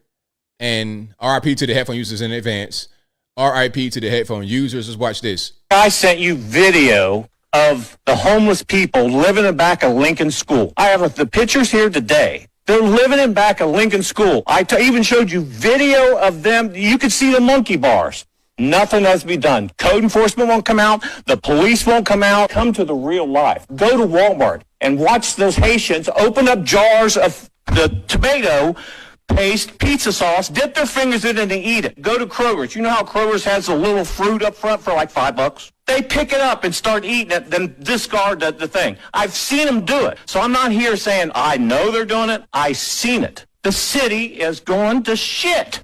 Sorry for the cussing, but what he's saying is correct. And you guys thinking we're doing good. But my car insurance goes up. So I called Nationwide, which is my car insurance and my homeowner's insurance. You know what they said? Because the accident rate in Springfield has tripled. See, these are the problems. See, look, the corporations are able to get their cheap labor, lower turnover rate, whatever. But the community is going to suffer because they don't understand how to behave in the first world place. They do the same thing they did when they were back home because that's how they were raised up. How are they just going to all of a sudden assimilate within, a day? They're going to do these things. And anybody, there's no kind of, it doesn't appear to be a way to get this behavior under control. So they're just suffering. I don't see any squatters, tent cities, or anything here, but we got them in our neighborhoods. Shouldn't we share? Are we all not in this together? Are we all not in this together? I've heard people express concerns about personal safety, women who are afraid to walk in stores, women stalked out into parking lots with their children. Not once have I heard people complain about race. And I wish you guys would stop pushing this through the filter of identity politics because it's allowing you to ignore our real concern. And that's what you've been doing. You've been ignoring us and mocking us this whole time. And you know what? These are the American people, okay? These are the American people, your regular, everyday people. That's them. And they're like, hey, we're talking about what's going on. We're talking about it for a long time. We've been trying to get help. We've been crying out. We've been going to city council. We've been doing what we can to to make our voices be heard. And what do we get in return? You want to mock us, act like we're lying, call us racist. This is going to make people be upset. Like you're not, if that's how you want to treat Americans, they're not going to support you. Okay, when you got David Muir, all these people talking about they're lying and it's baseless claims, all you do is just infuriate them and turn them away from you. That's what happens. So if you're trying to gain votes, if you're trying to get them to be on your side, leftists, Democrats, what you're doing is not working by trying to attack people, American citizens, in favor of migrants. That's not how it goes. Okay, that is not how it goes at all. But yeah, shout out to the people of Springfield, Ohio. They got to get up out of there. The migrants causing problems. You should have America be for Americans. You want to come here? Okay, let's do it the right way. Let's not have this border be wide open and just, because like I said before, the corporations, I feel like, are recruiting people from overseas. They're going over there, or they might have a connection over there, and they're saying, hey, you got any guys who want to work? All right, tell them, come on. We'll have them at a chicken plant or a tire plant or something like this. We'll pay them $7 an hour. Come on over. And the government will pay for them. The government is making it be an investment. They think they're going to be a better worker than you. That's going to be the new class, the new lower class. They're not going to be on fentanyl as much as low-class Americans. That's their thought process. They've damaged us. They want to bring in a new batch that is not as damaged, but they got bad societal, social habits. So it's a trade-off. Maybe the whole goal is to force us out because of the way that they behave. It'll make us leave. So then when we leave, that's now their community, and they have all the jobs in the area, and we're just trying to figure out what to do next. Maybe that's the purpose. I can't really tell, but I digress. If you like what you're hearing so far, please give the video a thumbs up. Like the video, share the video, do all that good stuff. That'll help me out tremendously. Okie dokie. Now, Puff Daddy, can we get to him right quick before we get to the whole Trump shooting kerfuffle? Let's get to Puff Daddy. Okay, I'm gonna play some of this clip right here, just briefly, because I ain't gonna spend too much time on Puff. Now we all know that Puff, Puff Daddy, Diddy, whatever you want to call him, Sean Combs, he got locked up by the federales in Manhattan the other day, and this came a while after his homes were raided by the feds in Miami, Star Island, and then I think Calabasas, LA, wherever he is. They both got raided. So I figured it was a matter of time before they got him. Excuse me. I'm going to play some of this, and then I'm going to kind of respond to it with what I think is going on from a legal point of view. All right, check this out. 1,000, look, Puff, 1,000 bottles of baby oil. My man, you are just way too deep into what you were doing. All right, but let's continue.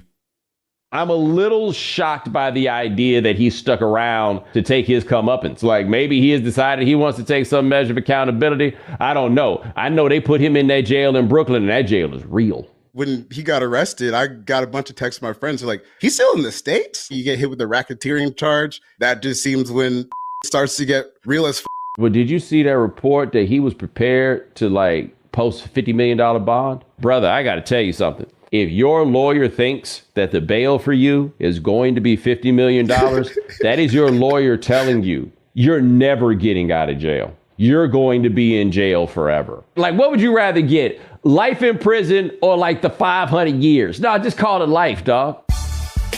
All right. So look, a few things that were said there. Now about Puff, there's no way that he was going to be able to leave the States. Remember, he tried to get on the plane, or he was at the airport. Listen, the feds are not going to let you. You cannot leave. They already know what you're doing. They know where you're going. You're not going to be able to leave. You try to get on the plane, private, commercial, they're going to know what you're doing already. They already know where you're going. Also, Simmons was able to leave and go to Bali, but they probably let him go. They probably let him, because I don't think he had any kind of charges at that time pending, so they let him go. But Puff, oh no. Once they hit those houses, at that point, he was not going to be able to leave the States. Fake ID, fake passport, he wasn't going to be able to leave. So what I think happened was, back then, when they did the home raid and they found all the freak-off supplies, as they called them, when they found all that stuff, they told him like, yo, Puff, yeah, it doesn't look good, man. Just stay here, chill out, get all your affairs together, and we're going to arrest you on this day. So you might as well just go hang out, be with your friends and family, because you're not coming home no more. They gave Bill Cosby 35 years in the penitentiary for something that might have been similar to this. Because it's similar allegations, but it's not quite the same. So they gave him 35 years in the penitentiary, make big rocks, little rocks. That's pretty much life, because Bill Cosby about 100 years old already. So Puff Daddy, 55 or something like this, he is not coming home ever again, in my humble opinion. The feds got you. They're talking about racketeering and ex-trafficking. You're toast. Now, I wonder who Puff Daddy offended. Who was the person that, well, you know what? I think what happened was he kind of went viral because of the whole Cassie thing. His ex-girlfriend. Remember Cassie? We beat up in the hotel. Hold on. I'm going to play some of this, but I ain't going to play too much of it because it is graphic. But remember this video right here? A Puff in the hotel with his towel. And then there's Cassie. Okay. Getting slung to the ground, and then he kicked her on the ground. That video, yeah. That right there, when that went viral, and then you had other accusers that come out, the feds are like, whoa, wait a minute. Wait just one doggone minute. Let's investigate. But you know what? Like I said before, this has been going on with Puff for years and years and years. Years and years and years and years. You're allowed to have this kind of behavior just go on as long as maybe you don't do the wrong thing, as long as it's not a real big stink around it, as long as you're able to pay people off, you're good. If you're a celebrity, you could kind of do stuff like you could kind of live that lifestyle and be okay. But guess what? You want to be a celebrity and support Donald Trump. Chrisette Michele, an R&B singer, sung at Trump's inauguration in 2016, if I'm not mistaken. When she sung there, her career ended on that day. On that day for singing there, her career ended because now she's persona non grata. Oh, you sung for Trump? How dare you? They ended her career immediately. But Puff Daddy can stomp out women and he stomped her out in the middle of the hotel with cameras and everything around. Stomped her out in the hotel. Allegedly had Tupac deleted because he paid this dude named Von Zip $1 million to do it. Although Von Zip kept the money, Pac got deleted. So that could be a conspiracy charge right there. You tried to get him killed. You spent the money to get him killed, but somebody else did it, basically. Baby Lane did it and not Zip. Although Zip was connected. But anyway, you got a lot going on in your background. All that was allowed to happen until it got too much attention. Now they got to throw you up under the penitentiary. That's what happened in my humble opinion. In my opinion, if you have money, you got power, you could do whatever you want. Unfortunately, I don't think it should be that way, but it is that way. Okay. And then if you got the ultimate power, if you have the ultimate power of being in control of the federal government or being a powerful person in the government, you could do whatever you want. Hey, Hunter Biden, let me get 10 for the big guy. Let me smoke crack on camera with my gun I got illegally and I don't go to jail. Now, Hunter has pleaded guilty, right, to the tax evasion and or the pistol. I don't know what he got. He has pleaded guilty, but then my question is, how long will he remain in prison? Here's what could happen, and watch this. What if Hunter is sentenced before Biden leaves office? Y'all know where I'm going. Will it be a pardon? Absolutely.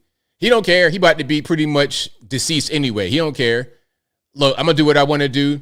You got a problem with it? Hey, man, I ain't going to be here in a little while anyway, so whatever. I'm going to be on the beach, living out my last little bit of time, and I'm chilling. Yeah, I'm part of my dope fiend son, and what? That might be what happens. So we'll see. I mean, he already pleaded guilty, so I think it will be prison time. Look, you got the pistol, the taxes, the crack, 10 for the big guy. You got a lot going on, so there's something to get him locked up for. But I think regardless of what they do, he'll get a pardon by his father before his father leaves office. Before January, whenever, he'll get a pardon, in my opinion. They were trying to do it through the plea bargain. They were trying to pardon him presumptively through the plea bargain. But the judge was like, immunity from a future charge. I ain't gonna approve this. So then it didn't go through. Okay, it did not go through. Now, let's check this out. This is these are questions that Paul Joseph Watson has about the whole Trump, not shooting, but the would-be assassin at the golf course in Florida.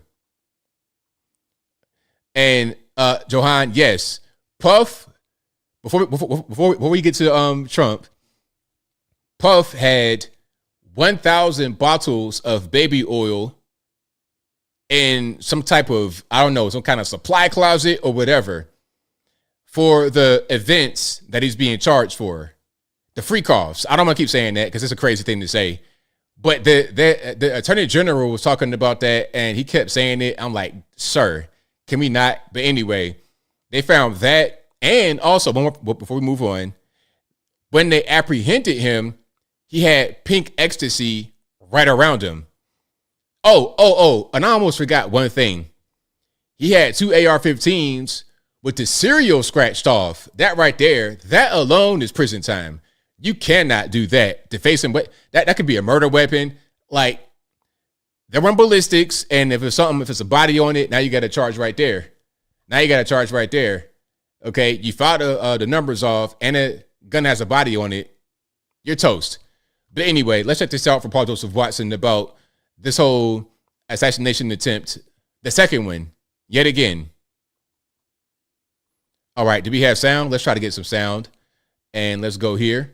And a myriad of bizarre questions are already being posed. Assassination attempt of former President Donald Trump. How did the gunman know that Trump would be playing golf at this exact time? Because it wasn't on his public schedule. The shooter was just 300 to 500 yards away from Trump at the 5th hole when the muzzle of his rifle was seen sticking through the bushes. CNN reports Trump's golf outing was a last-minute decision, and yet this loser still somehow got access to that information. How? He was a registered Democrat since 2008, and he wrote a weird book calling on Iran to assassinate Trump. Now let's pause. Let's go back because he missed a couple of things right there. He was registered Democrat. He did vote for Trump in 2016, but he regretted voting for Trump back then and said it was disappointment. All of that in the third, and in his self-published book that he put out, he called on Iran to delete Trump. He also said that he wants Iran to delete himself because he voted for Trump, because he was so apologetic for doing it. So this guy did vote Trump in 2016, but he did not he did not find satisfaction with his decision.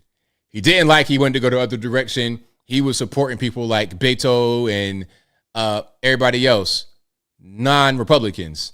And when they went to his house in Hawaii, he had his truck outside and it had a Biden-Harris bumper sticker on it. So this is not a Trump supporter at all. And I don't think a Trump supporter would try to delete Trump. That doesn't make any sense. Now, does it?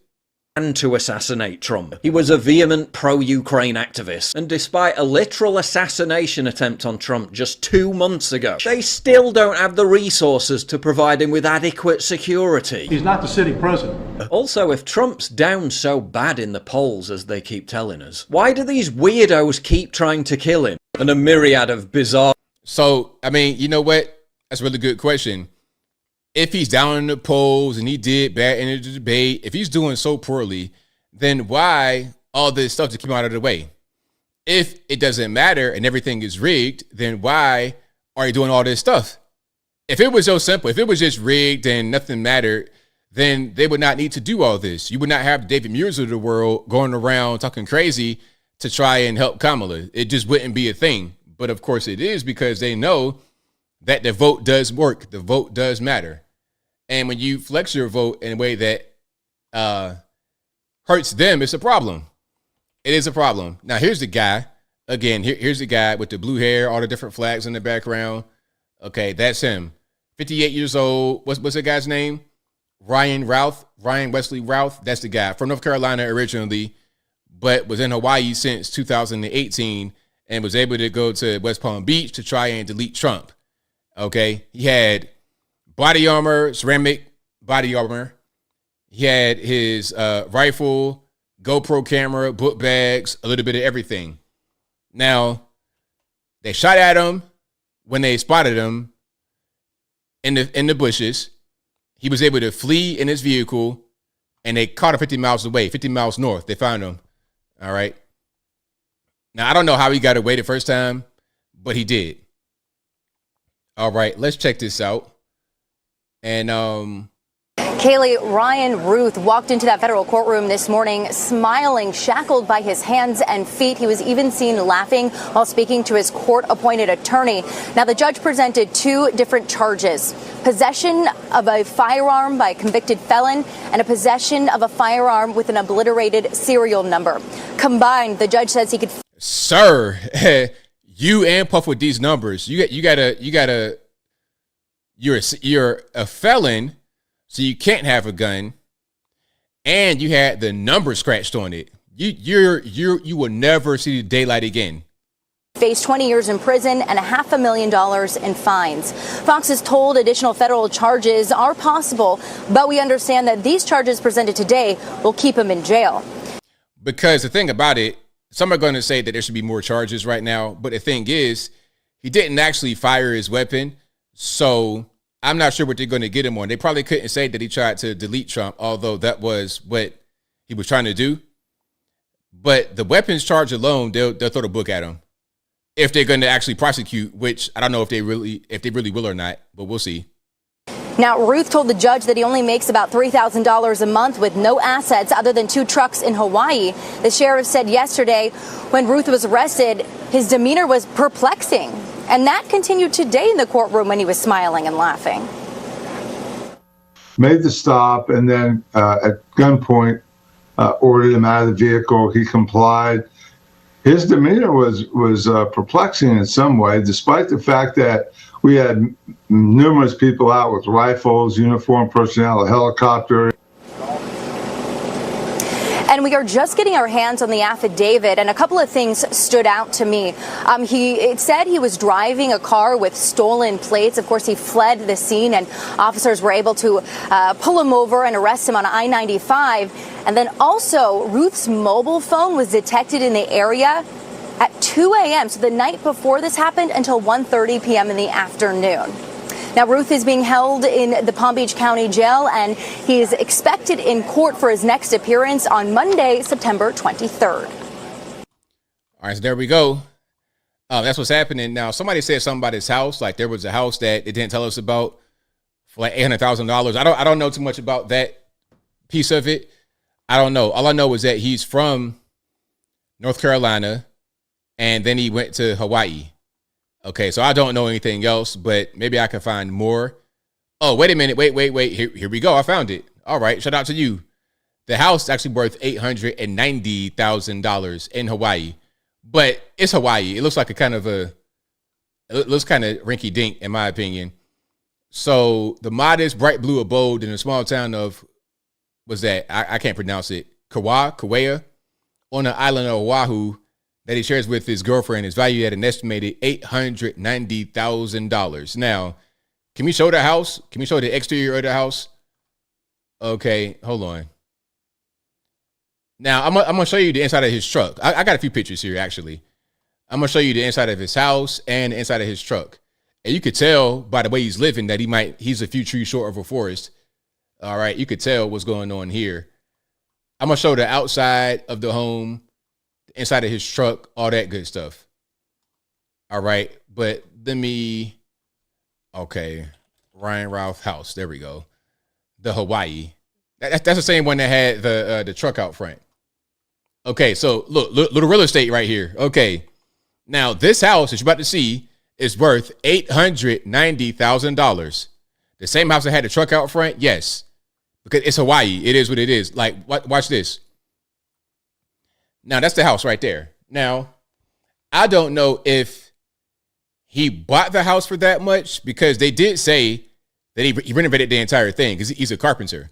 He's in Hawaii building sheds for FEMA with his son. So maybe he's the guy that got it kind of looking a little bit better. It's still, you could tell it's a pretty older home. He might need some new windows. I'm seeing some issues with the base of the home. But yeah, that is worth $890,000. Okay. So, again, I don't know what you paid for, if you put money into it, if you got a big mortgage. I don't know. But I don't think if you make $3,000 a month that you can afford this. I don't know what the girlfriend does. If she works, I have no clue. All right. You say you bet he started the fire. A guy like him might have been the firebug out there. Okay. In Lahaina. He could have been the firebug out there. Who knows? Blue roof and siding. I can't tell what the roof looks like. But yeah, that again, $890,000. Real estate is crazy. But here's the inside of his home. Okay. This is the inside of his home. Okay. Unfinished ceiling, or maybe that might just be part of the little motif. You could tell that this is kind of stuff is not really level in there. You could tell that he just it's kind of slipshod. It's a little slipshod. You could tell he did it all by himself. All right. I guess it's functional and it's stable, but it's not very pretty. As far as I could tell, things ain't really aligned on the way. The staircase, that looks like it's done pretty well.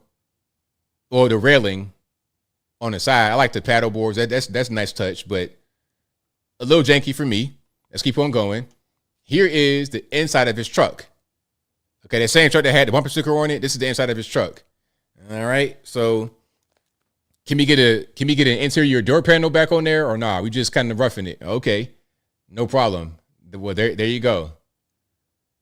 Is that an axe or a hammer in his passenger seat? I can't tell. Little tools in it, like a work truck, a beat up work truck, basically. That's how it would look on the inside, I suppose. But yeah, that's the guy. Now, do we have more? We do have more here.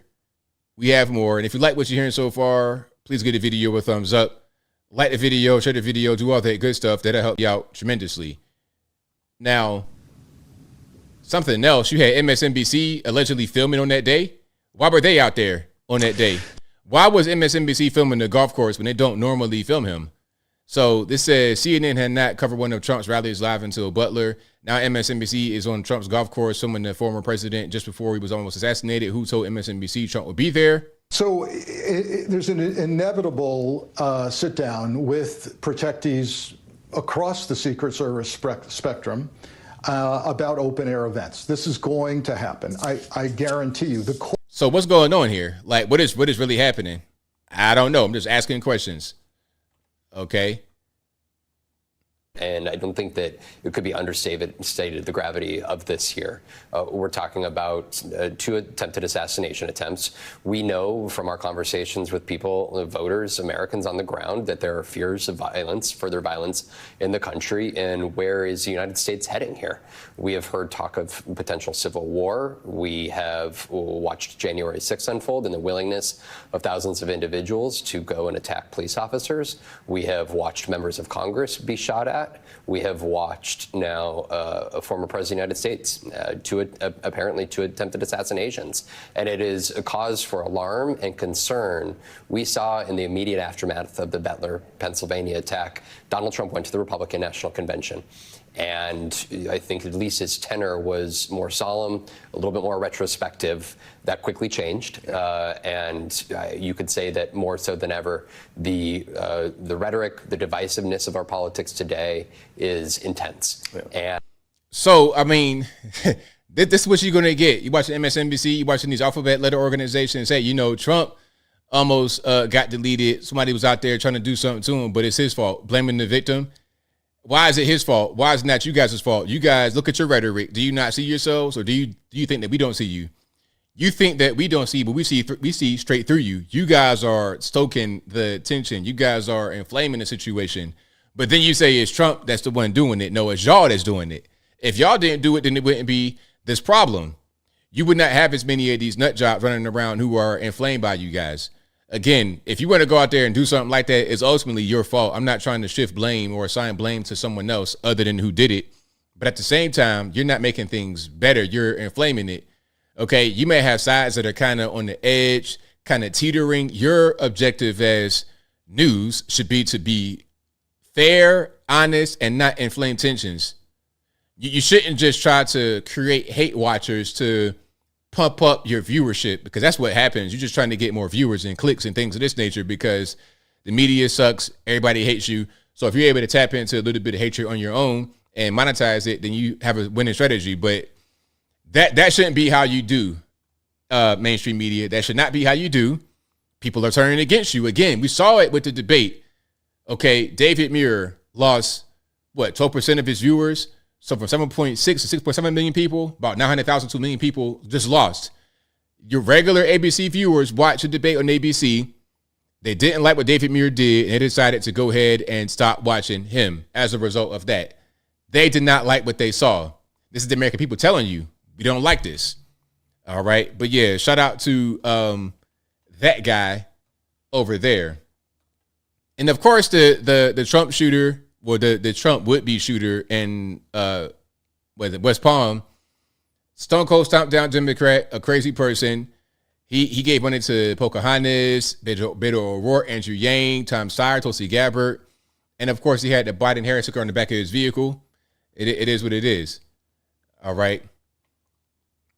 So the guy, I don't think will come home anytime soon. Oh, and he was over in Ukraine. Did an interview. It was a mess. It was a crazy mess. Hold on. Matter of fact, let's look at this right here. Moved to Kaava, on Oahu, a few years ago, and they're stunned that he could be involved in something like this. Our Stephen Florino reports.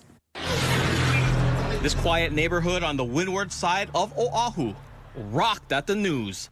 Their neighbor, reportedly the suspect in the attempted assassination of former President Trump in Florida. He went over there to do that? Really?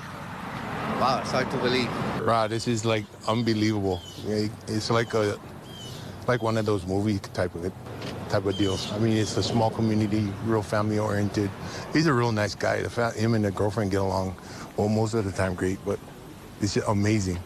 Neighbors say Ryan Rouse lived in this house for several years.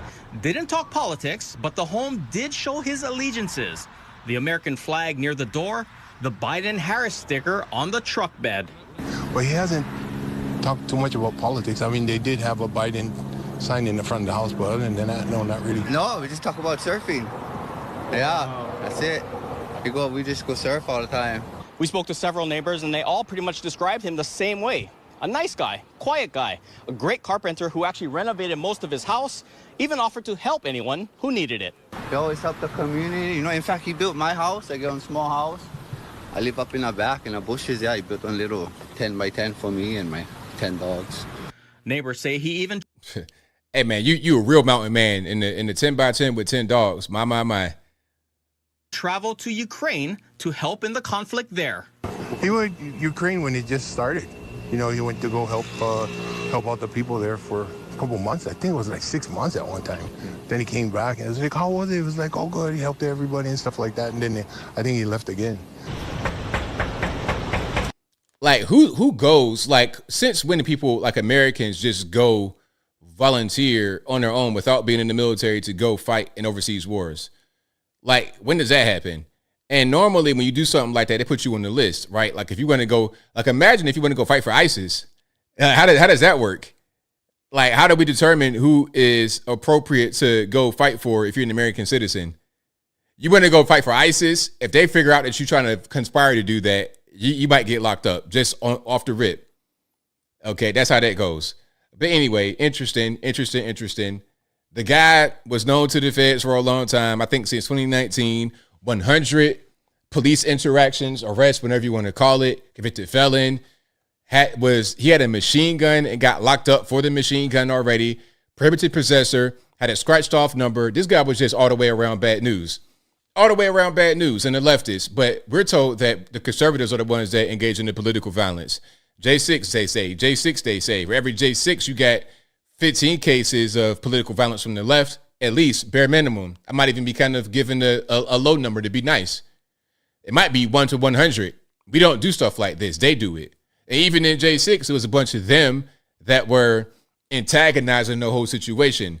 A mercenary can be a mercenary, but you can't be a merc if you want to go to, if you want to be a merc for the Iranians or something like that. You can't do that, can you? I don't think you can.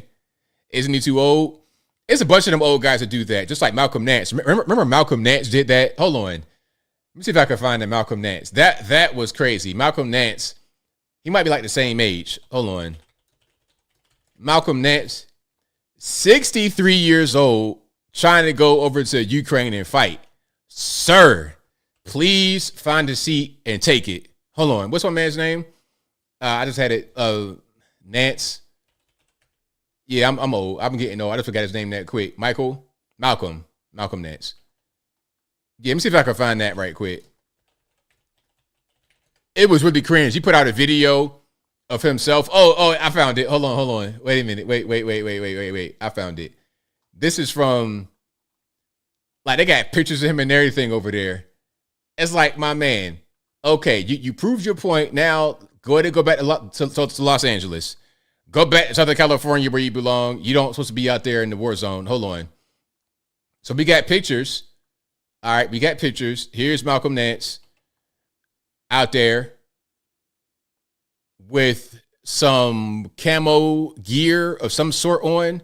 I'm not sure if he has on the military uniform. So he says, Malcolm Nance, a U.S. Navy veteran serving in Ukraine's International Legion, contrasted with the American invasion of Iraq. You're the hunted now, he said. So that's him right there in a nice rustic kind of, gripping photo shoot with the Ukraine flag on the helmet, which is crazy for an American. And there we go again. Ukraine, 2 Ukraine flags, 1 American flag. All right. With his name on it. Is this a military uniform? What is this? Is this Party City, Amazon? What's going on here? And then here we have a little bit of an interview. This is from 2022. Well, as you know, I spent quite a bit of time here in the pre-war period. And when the invasion happened, I had friends who were in Donetsk, who were in the Ukrainian army, who were writing to us and telling us, we're not going to survive tonight. We've been hit 500 times. These are graduates at Defense Language Institute. These were my friends. And, as the more I saw of the war going on, the more I thought, I'm done talking. All right. It's time to take action here. So about a month ago, I joined the International Legion here in Ukraine, and I am here to help this country fight, what essentially is a war of extermination. This is an existential war, and Russia has bought it to these people, and they are mass murdering civilians. And there are people here like me who are here to do something about it. All right, so there you have it. Malcolm Nance, who might have been at the youngest in this video, 60. My man, sir, hey, if you want to fight for your own country, then bravo.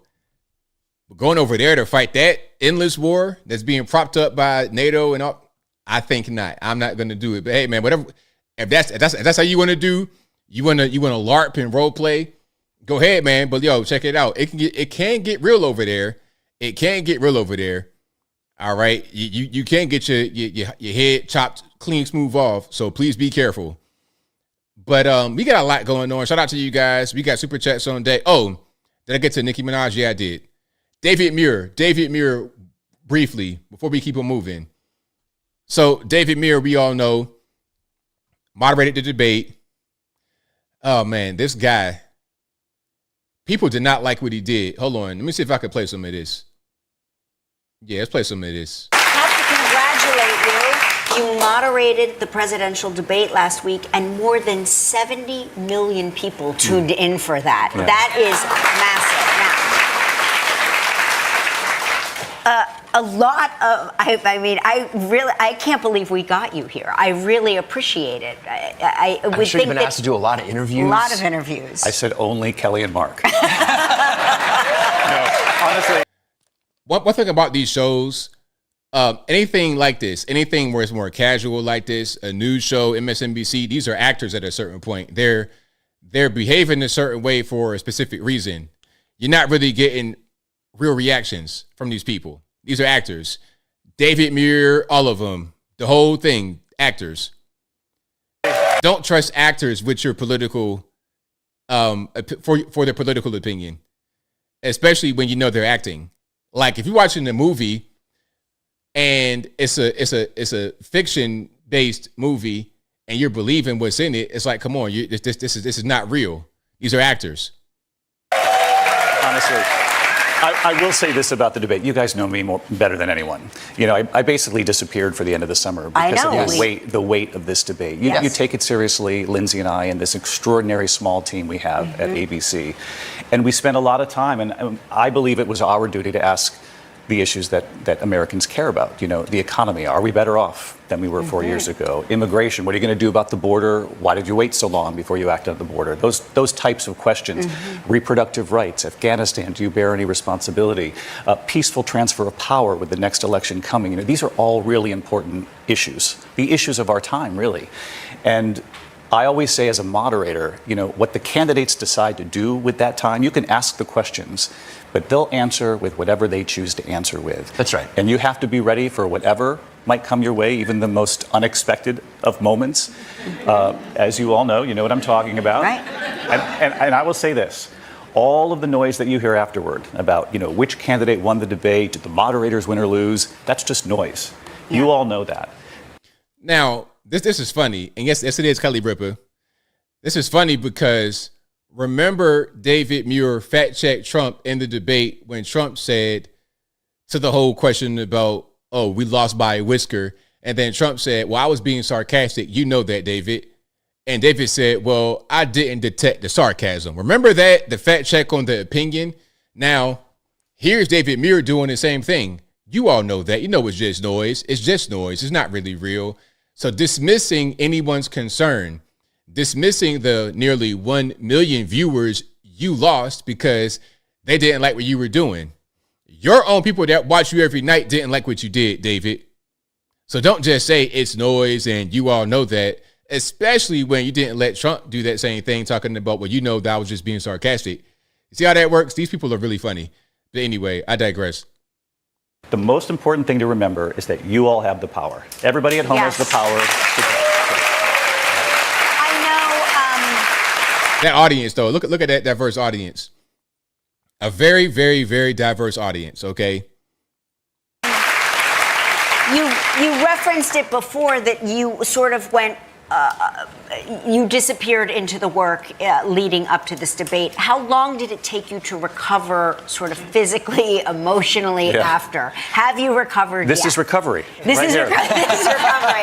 You know, one of the things, thank you. You know, I'm not even joking here. Right before we started the debate, Esther, who's my extraordinary producer, you both have met Esther, behind the wall. You know, the room, by the way, was small. I was going to ask you about Nobody in the room, no audience. Right. The National Constitution Center, the stakes obviously enormous, and it was just the four of us. The two candidates walk out, they're within 6 feet of one another, and once that debate gets off and rolling, it's just the four of us in that room, the crew, and you know, God bless the crew, they did an amazing job that night. And right behind the wall, Esther. So right before we start the debate, I just said, oh, I need my bag back.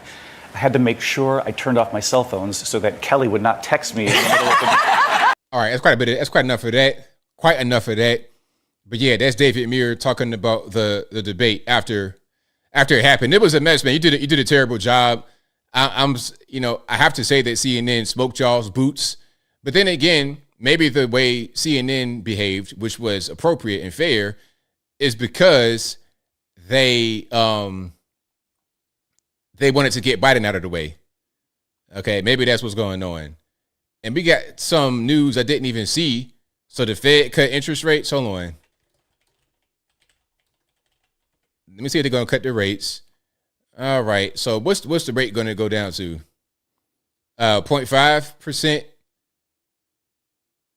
So wait a minute. It says they're lowering the rates to 4.9%.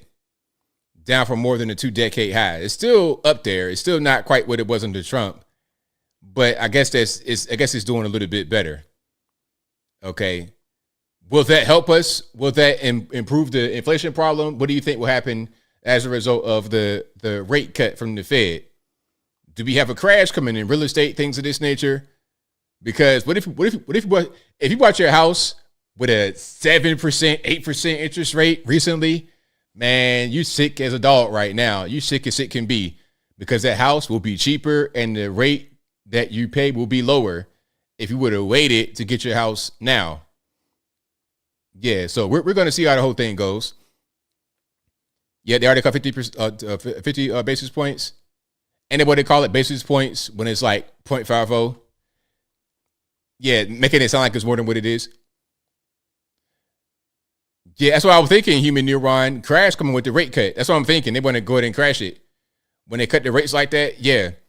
Because now when you got all this paper cash with no, you might have a problem with that rate cut, but we'll see. 3.9 in 2009. Wow. And that was right around, well, that was right after the 08 situation. Yeah, so we're going to see. We will see. Oh, I read that, Jocelyn. Newsom banned AI in California for memes. Yeah. I think I saw, I'm going to go ahead and put that up right quick. Then we're going to get to some super chats and calls. But I did see that. I might do a video on that, actually.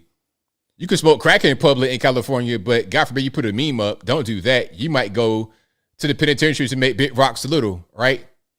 Hey, San Fran, you can smoke all the crack you want to, and it's fine, but don't you dare post a meme. Okay?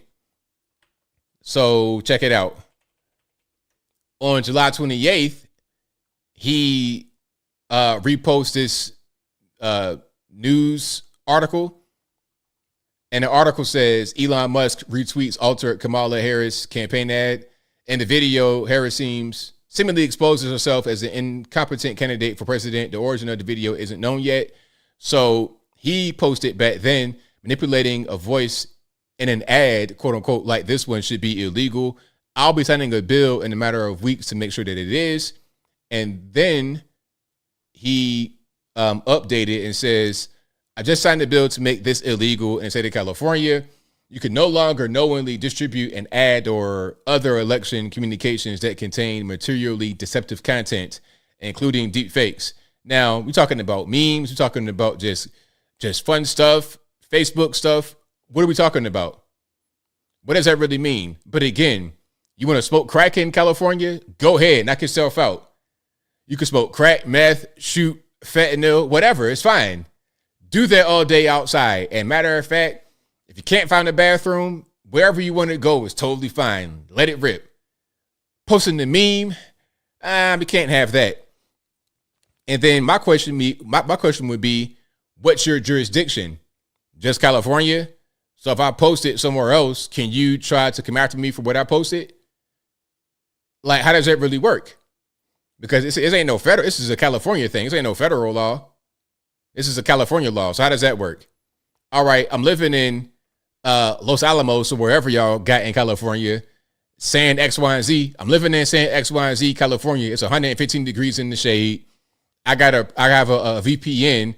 So I'm posting out there, yes, but I'm not there. My VPN says I'm in Kathmandu. So I'm not subject to your law, am I?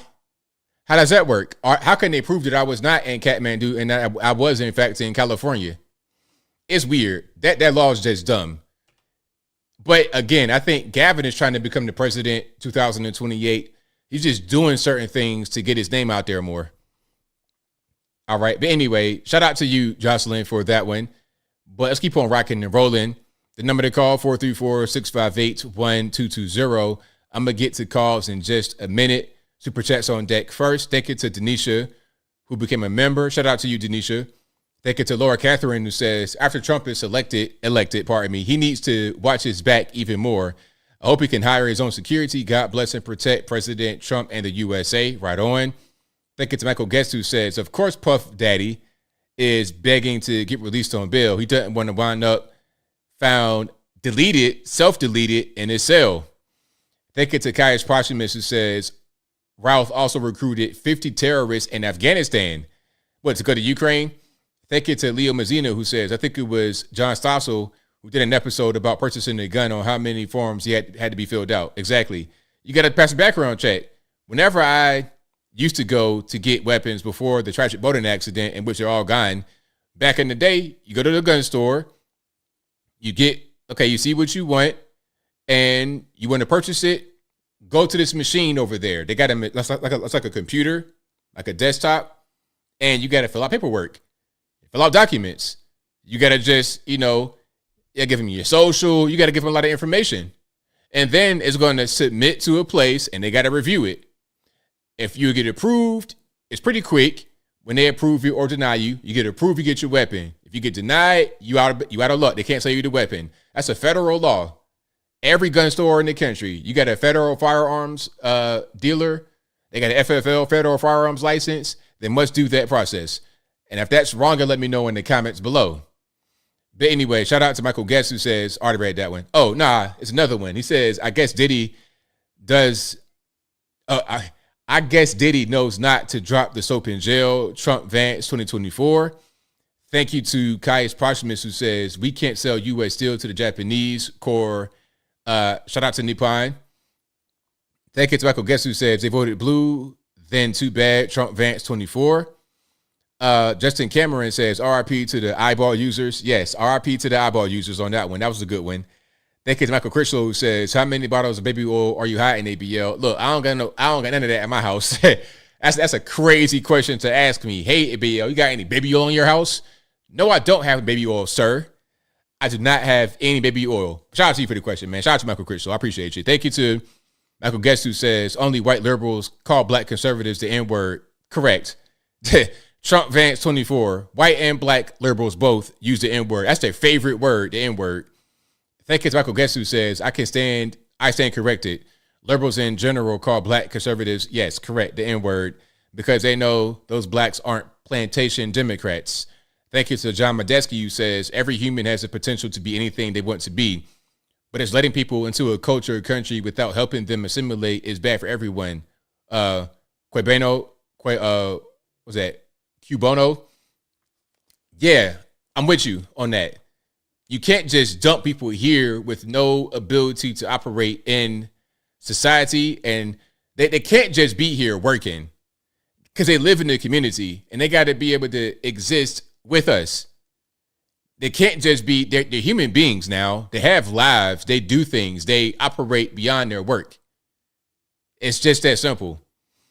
Thank you to Bina, who says, Life After Death, on quote unquote, released 16 days after Biggie died. Oh, yeah. The album that he had. So that came out after he died, 16 days later. Sales to date, 3 times platinum, 5.3 million copies sold. Just saying. Yeah. That was back in the day when people actually bought music. Remember those days? You would go to the music store. You go to Tower or whatever kind of record store there was.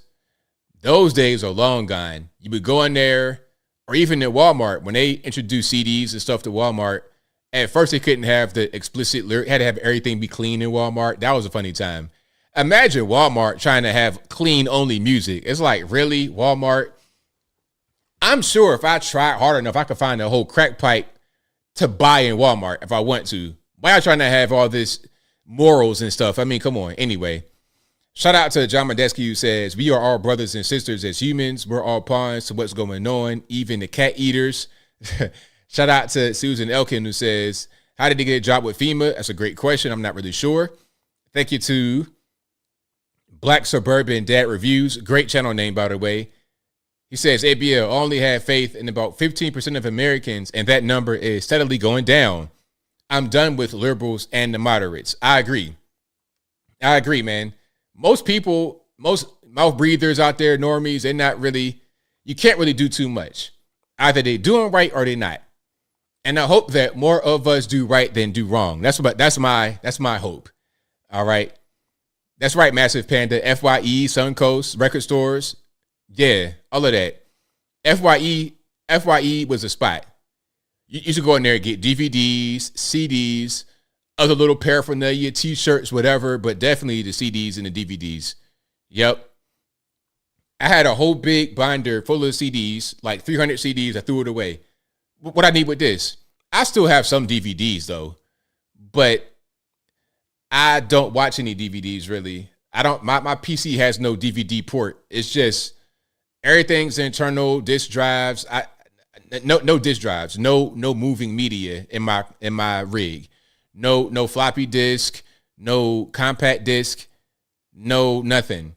Everything serial ATA M3s. No moving parts. Thank you to John Medeski, who says lower rates equals lesser dollar values. Inflation going up. They've been lying about the economy for 4 years. Who knows what with the media markets, though? Up, maybe down. Right on. All right. We got all the super chats. Let's get to the calls. The number to call, 434-658-1220. Again, 434-658-1220. There's also an email in the description box to be right here, bottom left hand corner of the screen. If it doesn't work right, don't blame me, blame the white man, because it ain't my fault. You still have a VHS, a VCR, butthead? No way. A VHS and a rewinder? What's that? You mean the VCR? No, but the 5.5. Back in the day, I had a 5.5 floppy. What's that? 3, whatever it is. The bigger one, and then the smaller one.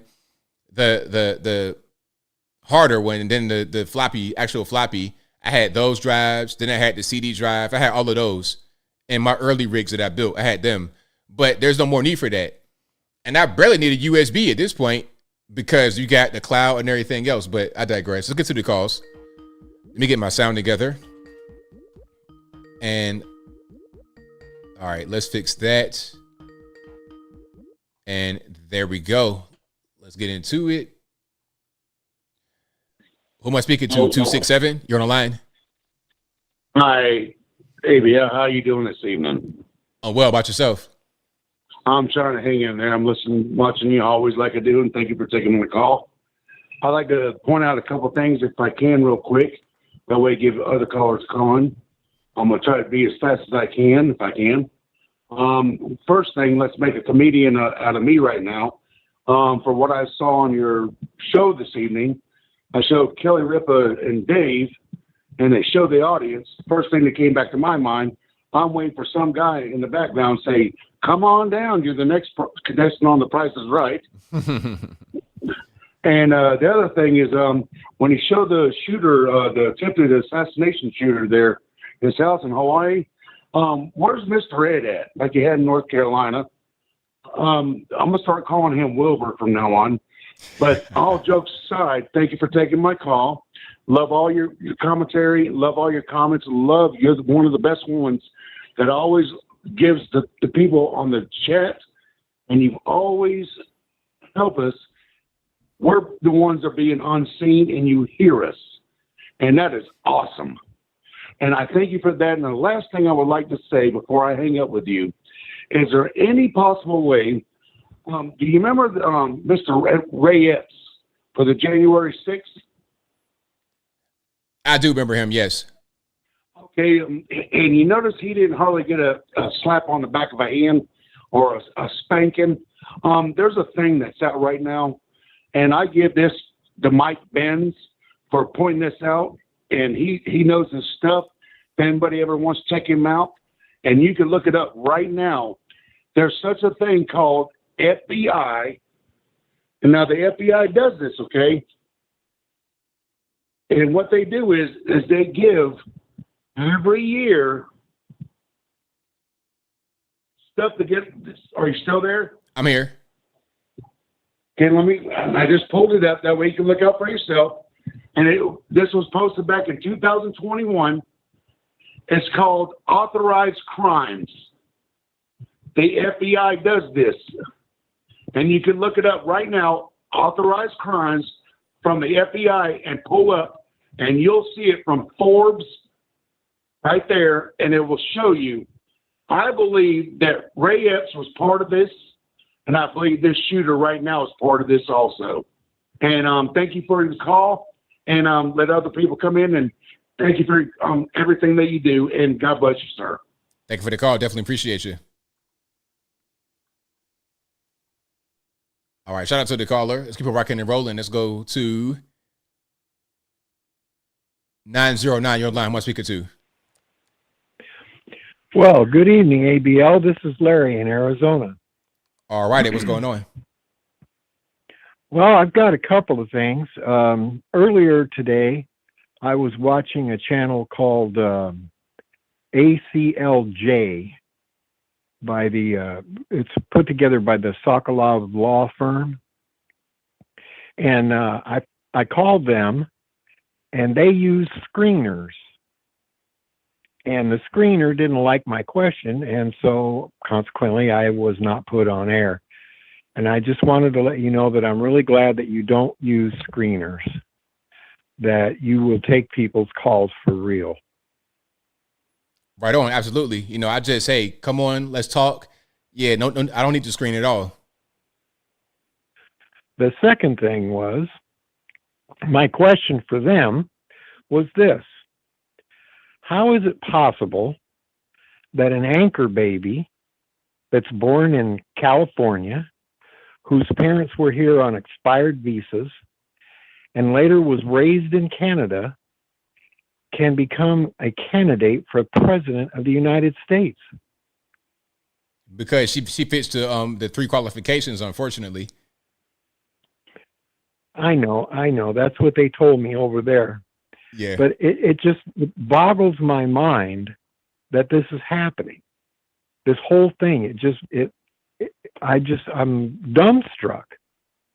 Well, I mean, the reality is that she shouldn't be in this position, but the powers that be made it so. And then the people that were affected by this, those who were disenfranchised because obviously their vote did not go toward her, they're not saying anything about it. So the powers that be say, you know what, as long as we can do this and nobody says anything, we'll do it. And that's what's happening.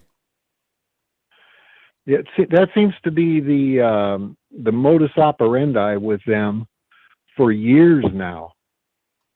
We can do whatever we want as long as nobody stands up and says, "Oh no, that's wrong." And if you try to stand up and say that, you're canceled. Your life is ruined. I mean, I've seen people that were tossed in the street because they stood up. And Yep. I think it's just a terrible situation, ABL. Yeah, it's bad. It's really bad.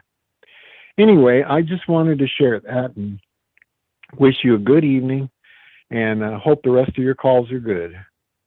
Well, thank you for the call. Definitely appreciate you. Okay, bye-bye. All right, shout out to the caller. Great call. But yeah, unfortunately, she still fits the qualifications because there's only 3 things.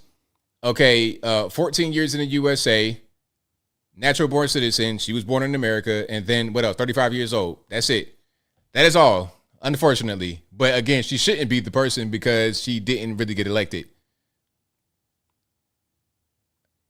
All right, who am I speaking to? 470? Things.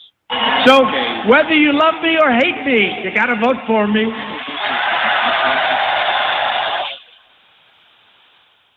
ABL, hey, it's Greg from Wild and Wacky Atlanta, where anything can happen anytime. How are you doing, sir? I'm well, man. How about yourself? Pretty good. I went down to Georgia Tech yesterday and was with about 35 to maybe 40 other Trump supporters with the Trump Force 47. And, we had our signs and flags up there. We're waiting for Tampon Tim, who showed up about 1:25, 1:30. And he went to Rocky Mountain Pizza right off Georgia Tech campus. Okay. Yeah, man. Sounds fun to me. We gave him a nice welcome there. Yeah, sounds yeah. Sounds like a lot of fun, yeah. But it was great. About 30, 40 minutes before he showed up, we had at least, I'd say about 35% of the people that were driving by at random were honking at us, giving us polite, double tap honk, and they give us a thumbs up saying, yeah, Trump 2024, black people, white people, people of all different ages and races. It was great. I love it. We had about exactly. We had about 4 construction workers turned around in their truck and stopped on company time and came and joined us. We gave them some Trump signs, at least 2 Georgia Tech students, about 2021. So I want a Trump sign to show my roommate, I love it. And we gave, yeah, exactly, man. We gave them signs. Some black lady, about 25, said, rolled down her window, says, Trump 2024. She was like so enthusiastic for it. She put her thumb up. It's great. But we also got some hate from the left, too. Of so, course. started to let you down there. They're not as peaceful and loving as you thought. And I said, one black guy was about 30. He was like, screaming out his window, Trump's Antichrist, he's Antichrist. White lady rides by on her scooter, who's obviously a Georgia Tech student, said, F Trump, F Trump, F Trump. I want to keep this clean because this is a family channel. You know that. That's right. And, but overall it was a success. He went around. He went past the police headquarters. That's where we were. The police headquarters was right next to us. So I went into the bathroom, to the non-gender conforming bathroom, and I found some tampons in there. So I took them out. And, I was going to give them to some people, that Trump supporters, to give to them, to the other people's side, but it didn't work out. But anyway, it's another story. So yeah, man. So he was there for about 45 minutes or so. They put their supporters in there with their their Harris Waltz shirts, and it was all staged. It was so fake, man. You know, he was there. Yeah, I mean, if Trump were there, you know, he would have bought like 25, 30 pizzas for everybody there. Right. You know, this cheap ass didn't buy pizza for anybody. He was just there. You know, it was a photo op. You know, and he went there because he knew 95% of people would be brainwashed. You know, leftists, and so he could easily persuade them to vote for Trump. Oh yeah, sure, they're trying to get their technical degrees in computer science or whatever, but how smart are they when they vote for communists? They don't even think about politics or history for that matter. They don't even know who were fighting in World War II. They're morons, you know, utter sheer stupid idiots, morons. So anyway, we're there for about 4 hours and 40 minutes or so. Then we left. And yeah, it was great though. We got a lot of support. We got some hate from the left, but that's okay. I wouldn't expect anything less from those people. You know, so anyway, so that's all I wanted to say. And oh, hey, by the way, I am door knocking too, the past 3 or 4 weeks. So I'm going around and I saved some tampons. So if I get any rude people that are rude and nasty to me at the door, I'm gonna leave some tampons on their doorstep or put in their mailbox, It sounds fun. So that's what they get for voting for Harris, being communist traitors. Anyway, that's all I want to say. Trump 2024, get out there and vote. We have 48 days until Election Day, and I'm still ultra MAGA. Never forget it. And best wishes to you. Have a great night, sir. Thanks for the call. Appreciate it. Thank you. Take care. Bye. All right, great call. Shout out to the caller. Let's keep on rocking and rolling here. All righty, Les, what's going on? Hey, ABL, how are you? Everything's good. How about yourself? How you been? Good. A lot of life changes, but in a good way, though. Nothing bad. That's good. Very good. So, oh my God, I can't believe it's been such a long time. And I want to say hi to everybody in the chat, too. So, I just want to go ahead and just a little comment on Kamala Harris and the whole cringe. I love you. What did she say? I love you, too? Or I love you back? I forgot. Did I play that earlier? The whole thing, the new accent. Yeah. Yeah, the new accent. I was just, you know what?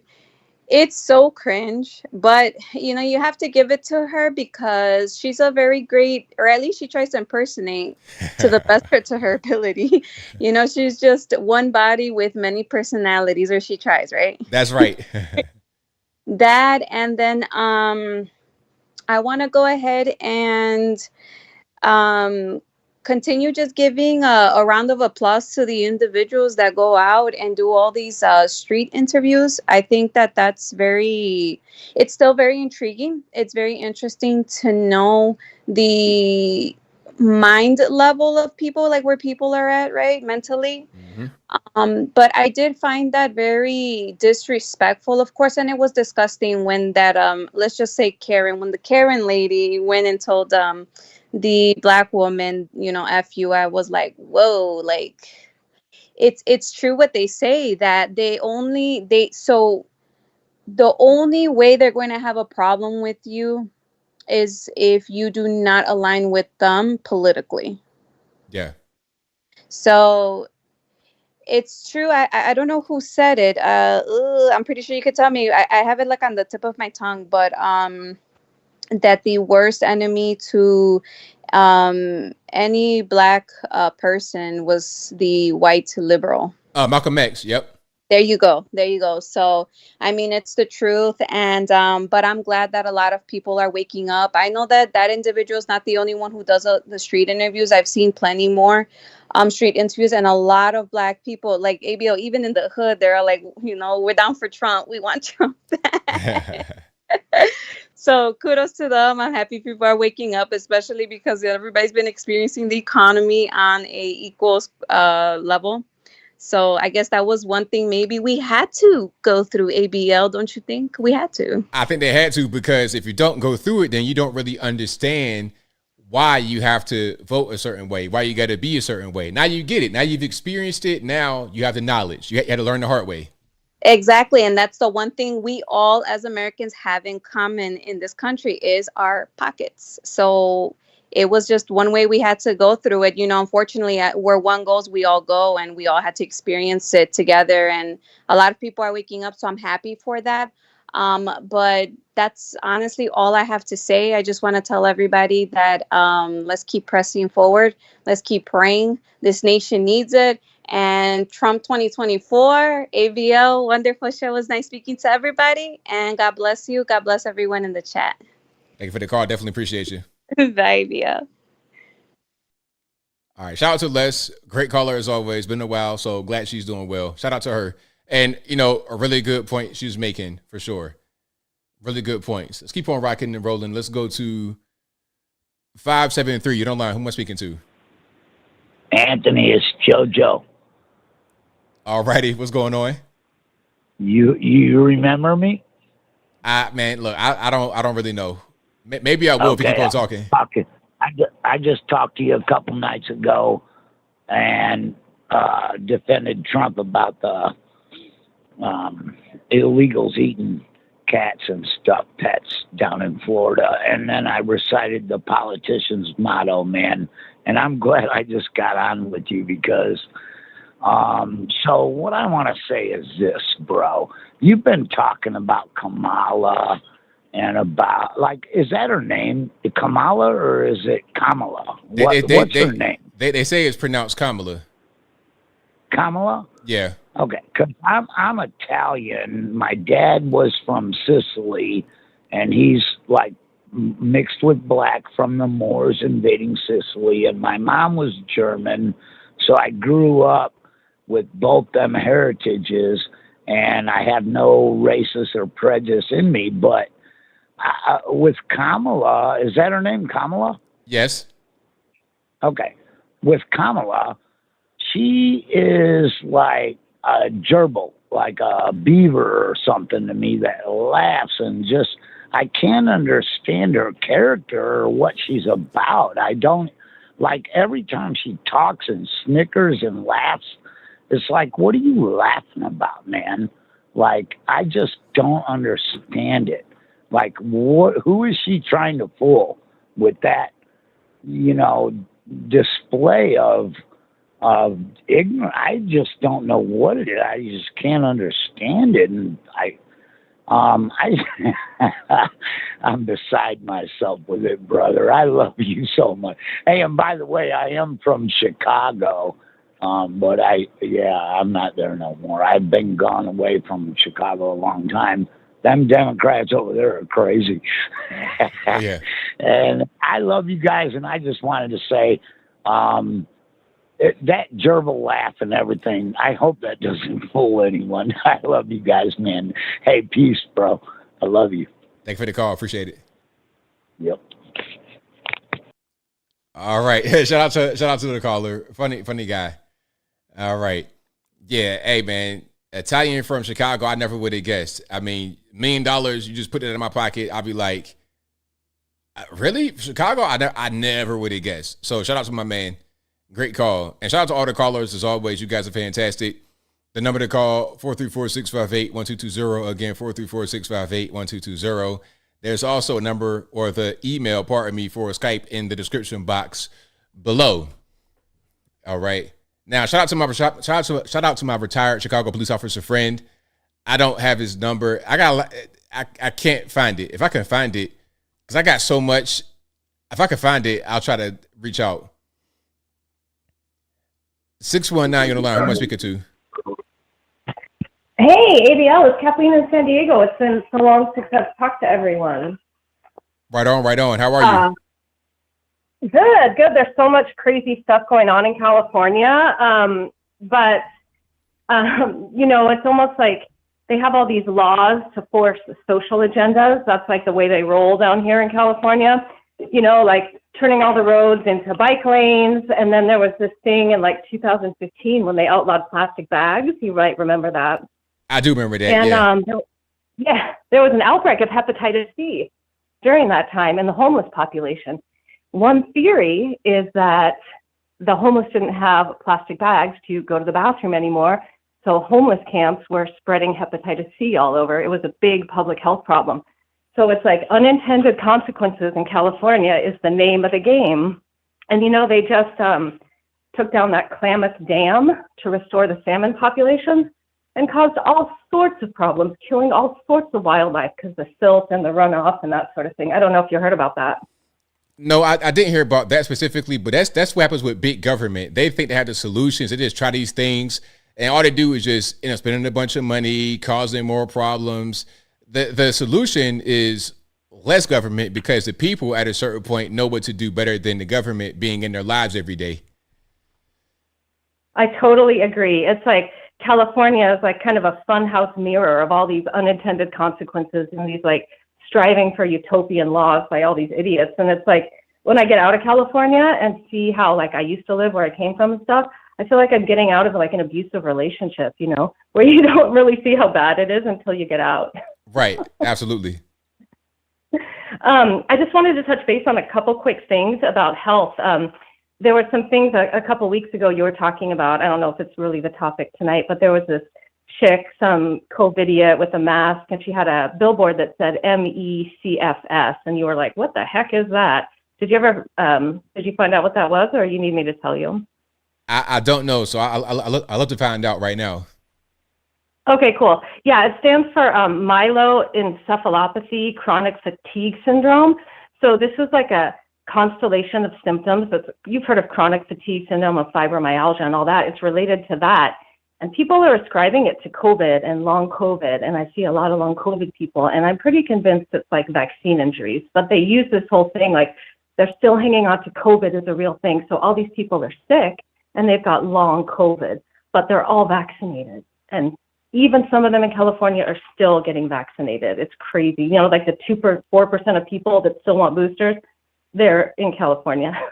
Yeah, that's the problem. I mean, really, it's the vaccination that's the problem. Like, people have all these COVID symptoms. I don't understand. Like, I don't think I ever had COVID, really. And I'm always outside. Like, right when COVID first hit, I was on the plane. I was in LA right when it first hit in March. What was that? Was it March 20? I was out there.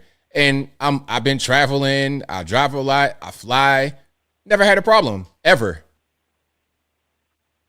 Yeah, you're probably also like metabolically healthy, which helps people. Very, very healthy. That's the thing. I'm very healthy. I'm very health conscious. I'm one of those guys that I'll make a fruit juice with no sugar in it. I'm that guy. Yeah, totally. No sugar. You got it. Like I've been in, I could talk to you all night, but I won't, obviously, because you've got so many great callers. But like your nutrition advice from a professional is generally good. It's common sense. I just want to tell everyone the food supply is toxic. You have to be in control of your food. If you're going to eat one meal a day, hard for some people.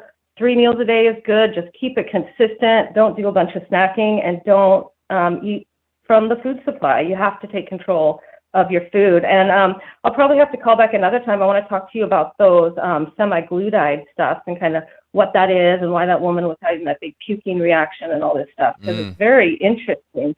But you got a lot of great callers, and I'll have to call you back some other time. Thanks a lot for taking my call. Thank you for the call. Definitely appreciate you.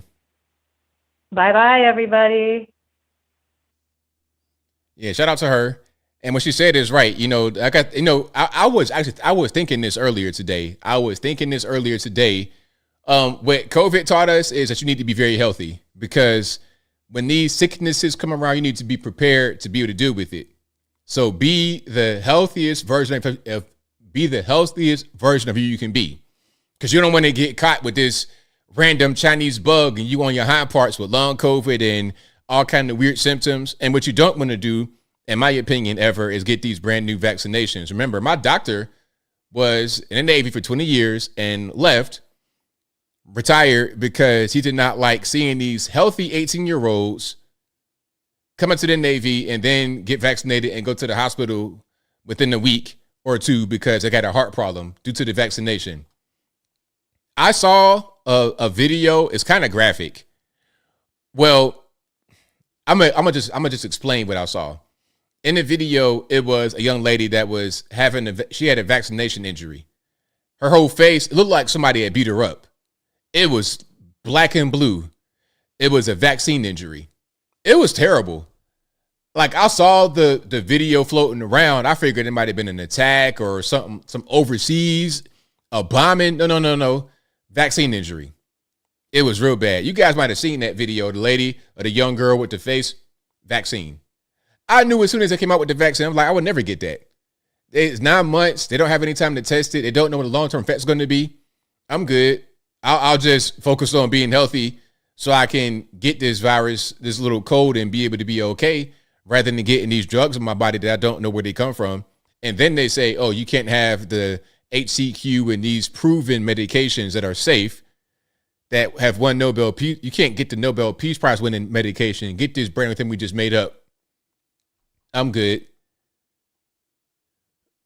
215, if you don't lie. Who am I speaking to? Hey, ABL, how's it going? It's all good, man. What's going on? Good. So I saw your earlier video today about what's his name? The guy that hosts ABC News. Was it Brian? David Muir. What was his name? David Muir. Jake Uger. No, David Muir. Sorry, yeah, David Muir. Yeah. Yeah, sorry, I don't know where I get Jake Uger from. Is he TYT, Jake Uger? Yeah, that's Young Turks. Okay, yeah, the Young Turks. Okay. Anyway, so David Muir, I saw after the debate he lost over 1 million views on his show. I saw you covered that earlier. And it's just showing that the people are speaking, the silent majority, they're speaking. Oh, absolutely. Ain't no doubt about it. And, you know, it gets me when I hear people say, it's like, I swear, the brainwashing has gotten worse these past 4 years. I mean, brainwashing has been bad, but it's just getting worse. It's like, these people act like with Donald Trump's administration. I'm like, dude, he was already in office for 4 years. This is the TikTok era where everybody has short-term memory. Of course. That's right. Yeah, I'm like, he was already in office for 4 years, and then that's like, well, people are like, well, we're willing to give Kamala Harris a chance. I was like, she already had a chance. She was in office for 3.5 years already. Like, she was Joe Biden's vice president, and now everybody's going to give her a chance to be president. She already had a chance to prove herself. And the thing, of course, these are coming from people. Go ahead. And the thing is, what would she do differently than what Biden has done? What she has already accomplished under this administration? What would she do differently? And if she would change anything, then that must mean that the current president is a failure. So I'm kind of confused. Yep. Yep. Either way, it's just, they're just going to contradict themselves because, you know, they said Joe Biden was the best. I like how they said Joe Biden was the best president ever, way better than Donald Trump, but he's not running for re-election. Ain't that something? Right. After he was picked to be the nominee, but now he's not running for re-election.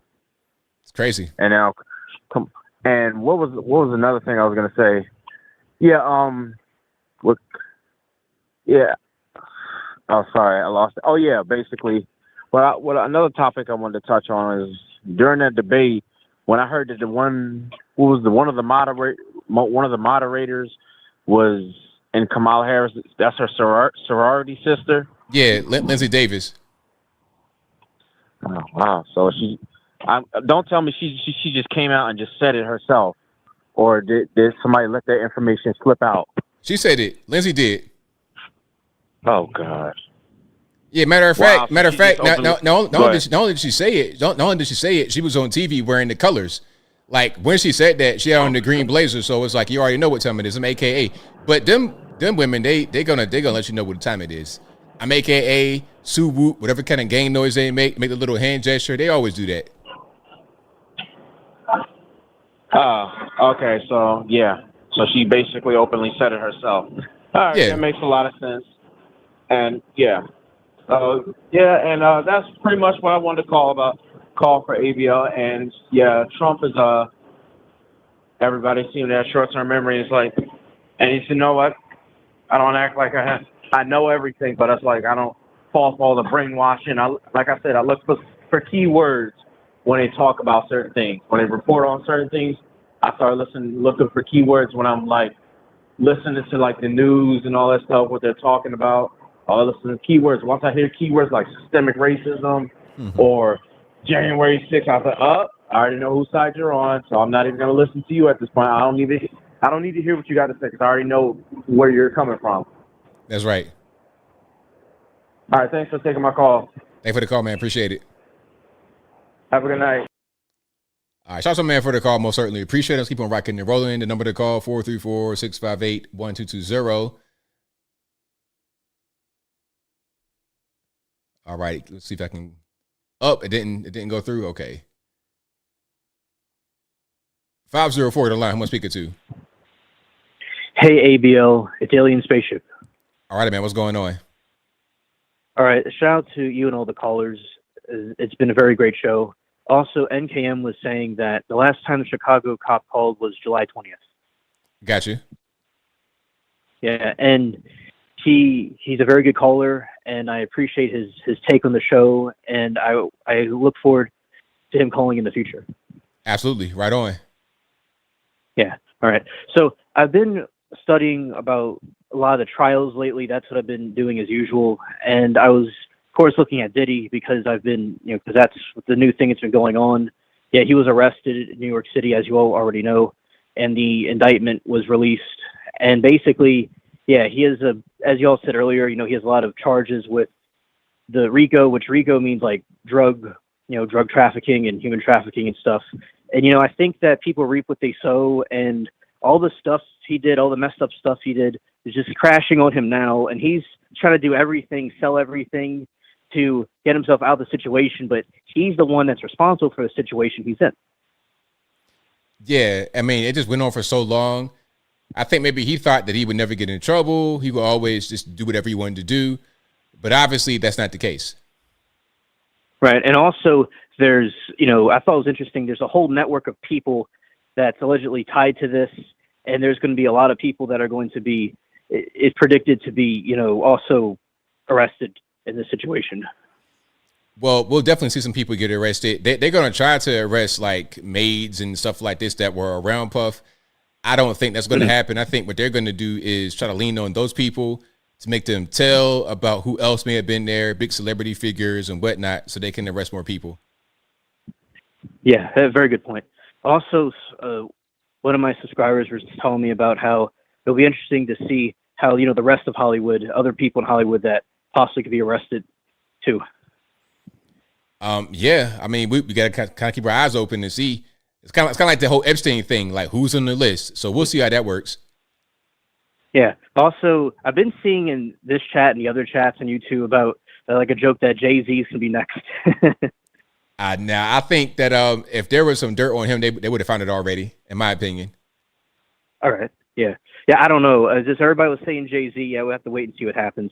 Also, yeah, it's crazy about, again, with Trump, he was nearly assassinated again. I think it's, people, they're so full of hate over there on the left. And they always call us, like I said before in the show, they call us fascists and Nazis and stuff.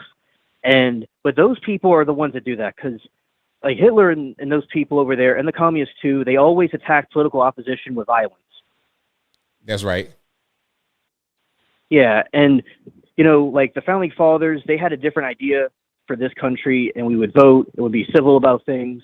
And you see, we're upholding that and we're just talking through here. And also, like Hillary Clinton is triggered about misinformation and like people should be like locked up and stuff. But, in a dictatorship like China and those places, that's where they do that stuff. But over here, people have the freedom of speech to say what they, want to say about their opinion about things. And also, we don't have violence like those other countries do. But as I said, they seem like those are the real fascists, in my opinion. I agree with you 100%. Yeah. And also, I'm glad to see like what Les said about how people are waking up all over the place because they had to go and learn the hard way. That's right. I mean, once you have the experience and you actually, like when you go through what people warn you about, maybe you didn't want to believe it before. But when it actually happens, you're like, oh, okay, now I understand. Yeah. Some people have to learn the hard way. And I've been seeing that all over the place in different YouTube chats that I've seen. So many people are getting, frustrated and tired of the inflation, all that stuff. And yes, I heard about the interest rate situation. Yeah. And yeah, I wonder what's going to happen, next, because it's not going to be easy from this time to the end of the year because it's election year and all that stuff. It's really wild times. Absolutely, 100%.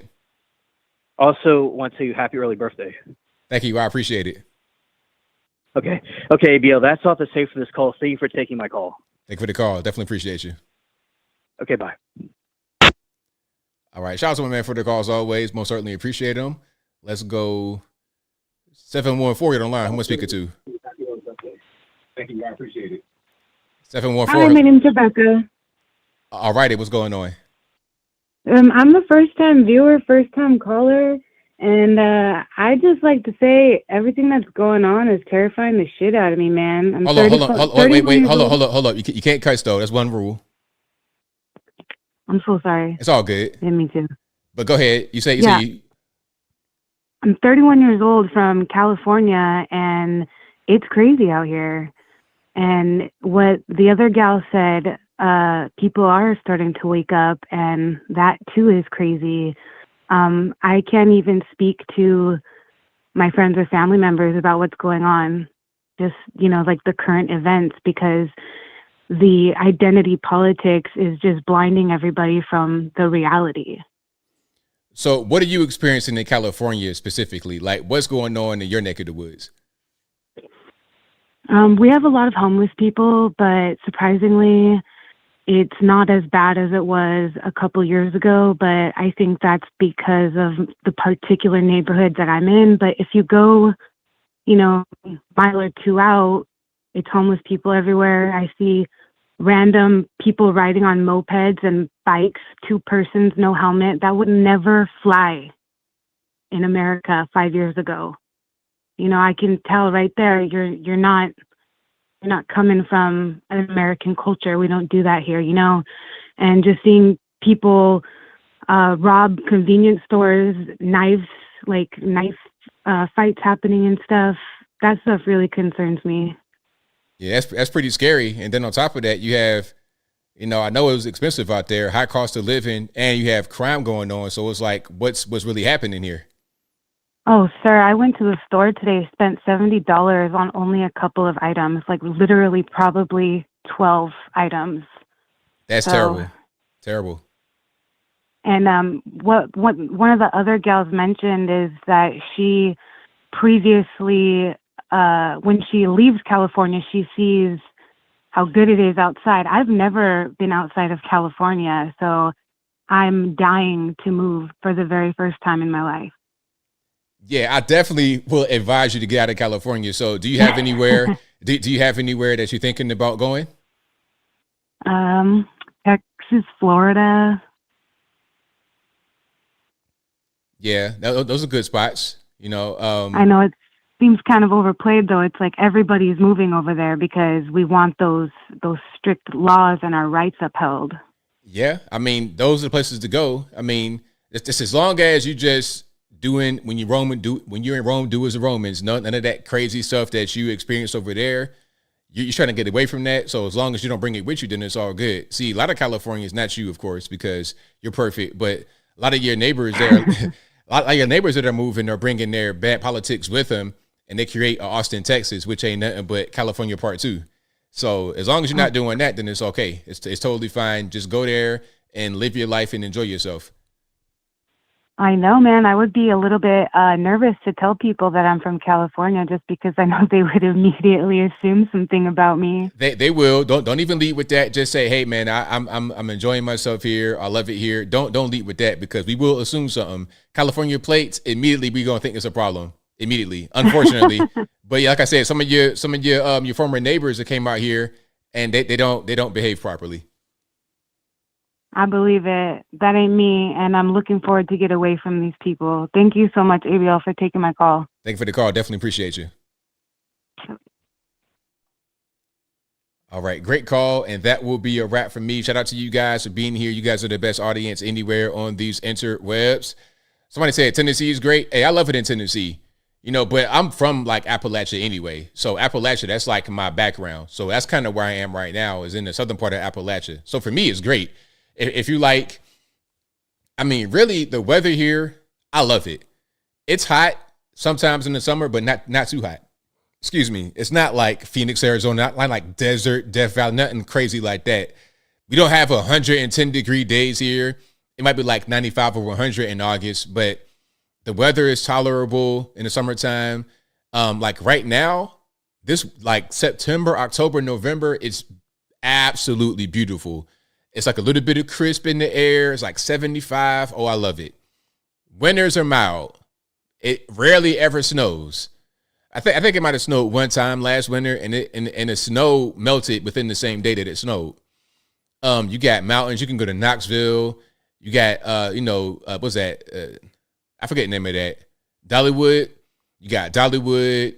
You got the mountains up there. You got Nashville, Broadway. If you want to do that experience, you got Atlanta, the airport. But where I am, this particular neck of the woods is nice and peaceful, next to no crime. It's weird, like Tennessee, the way that it got into Tennessee. Let me tell you kind of how it is with the crime before I wrap it on up, put the bow on top. The crime in Tennessee, it's isolated, in my opinion. You could live in Memphis, but don't go to the hoods of Memphis. As long as you don't go to those particular zip codes, those areas, you'll be okay. Same way here, Chattanooga. Like, before I moved here, people were calling it Shootanooga. It's dangerous. No, it's not. If you're living in a bad neighborhood, yeah. If you're living in a certain part of town, a specific part of town that's isolated, if you're living out there, then yeah, it might be an issue. But still, even out there, it's not that bad. I hear about a shooting every now and again. It's not that serious. Like the crime is relative. If you're living in California, you're used to just random stuff happening. That kind of crime does not really exist beyond the Mississippi River. Not really. Not this gangland. I'll put it to you this way. Let me just wrap it up and put the bow on top with this. Little Rock, Arkansas had the banging in Little Rock problem in the early 90s when Bill Clinton was a governor, by the way, and he's from Little Rock. But anyway, I don't want to go down that road. But the point is, they had this problem with the gang violence because of what? Because of the West Coast influence, the gangster rap music, plus people from the West Coast bringing criminality with them. The Californians and the New Yorkers brought criminality with them to these small little areas, these little country towns that were not violent like that. That same kind of country mentality still persists even in a place like Memphis, Chattanooga, etc. You see what I'm saying? It's not the same kind of way that crime is over there. Not at all. Not in the least bit. And not New York City, not one of these, not Chicago with the Al Capones and the black gangs and the Latin gangs. It's not like that out here. At all. At all. The most you're going to have is a dangerous little hood that's tucked in the corner that you have no business going anywhere near. As long as you're not over there, then you're good. Okay, then you're good. And if you're out at night in certain areas, then you might have a problem. But also, we got guns out here. It's fine. We can carry whatever. You can go to the store, get your gun. And one thing about this out here, this little area where I'm at, everyone knows that everybody has a gun. So it keeps people kind of like just nice to each other. I'm not going to start nothing with you. You don't start anything with me. And if somebody does want to do something like that, well, hey, we all armed. We are all armed. We go to the range. We like our guns. We enjoy our guns. Okay, we enjoy them. We all got gun safes. We all got all of that. And these country white guys out here will delete you immediately if you act up. So don't do it. And they're going to beat the case. It won't be no Black Lives Matter, nothing for you. But as long as you act right, you'll be totally fine. Totally fine. No problems. Just don't do nothing crazy. Don't do the California bad behavior out here and you'll be fine. All right. But shout out to you guys. I appreciate y'all. I'll be back live again. Same bat time, same bat place on Saturday, 8 p.m. Eastern to right around right now, 11 p.m. Eastern Standard Time. And I'm here every day putting out pre-recorded content on the channel. Uncle ABL. I've not put videos out there in a while, but I got more coming. I kind of want to approach it a little bit differently, so I got a lot more coming for that channel. Y'all, please subscribe to Uncle ABL. Please subscribe to this channel if you're not subscribed already. And, of course, I'm here all throughout the week. Pre-recorded videos will be uploaded. But that'll be a wrap for me. So shout out to you guys for being here. You guys are the best audience anywhere on these interwebs. I could not do the show without you. Thank you to the mobs for keeping the trolls in check. And shout out to everybody for watching, retweeting, super chatting, whatever you're doing. There is no me without you. But we got super chats. Do I have some more? I have more super chats. I'll read these and wrap it on up and put the bow clean on top. Thank you to Honeybee for your donation. I appreciate you. Thank you to Atomic Tabasco, who says ABL, July 20th. Last call from retired cop. I read that one. Thank you to Slenderella Sherman, who says happy birthday and weekend ABL. Sure appreciate you. Enjoy your special day, dear friend. Thank you, Slenderella Sherman. I appreciate you. And for you guys who don't know, I turned 40 on Sunday. That's right. ABL, you're lucky you're about 85 years old already. That's great. I'm glad I do. But I'm turning 40 years old on Sunday, and I feel great. I feel amazing. So shout out to everybody that's in the 40 gang, 40 and up gang. Okay, I'm officially UNC age, UNC status. I'm gonna just embrace it. Thank you to Kai's Proximus who says, did you get my email about the golf cart 45 needs? I did not see that. I'm gonna check it out. Thank you to Frederick Craig who says, do you believe the election will be stolen? No. The election, listen, to anybody that has any kind of fear about the election being stolen, your state controls your election. Your state. It's not a federal thing. It's your state. So if you got a problem with your election in your state, if things kind of janky, you need to go to your state people and have them fix it. The same way they did in Georgia. The same way they did in Tennessee. Listen, in Tennessee, you got to have your ID and paper ballots. It's really straightforward, really simple. Old school Scantron paper ballots. They put it in the thing. That's how it goes. Okay. That's how it's supposed to be. It's so simple, but they make it so complicated. I don't understand why. That's government being government, doing things that don't make any sense. Thank you to Atomic Tabasco who says check July 20th and go back previous shows. Thank you for that. And thank you to Atomic Tabasco again. Happy birthday. Thank you for that. Yeah, so I hit the 40. Hold on. DEA 1230 says I'm 37, almost 40. 40 is not old. Nah. Yeah, I'm pretty good right now. I don't feel like I'm too old. But one thing I don't want to do is get hunched over and be old. I want to be active and be healthy. That's my goal. 40th birthday. What I want to do is keep on being healthy, keep on being active, and not be hunched over looking like Joe Biden when I'm 45 years old. We ain't got no time for that. So shout out to you guys. I appreciate y'all. And I'll see y'all again live on Saturday. But until next time, y'all be safe. I'm out and peace.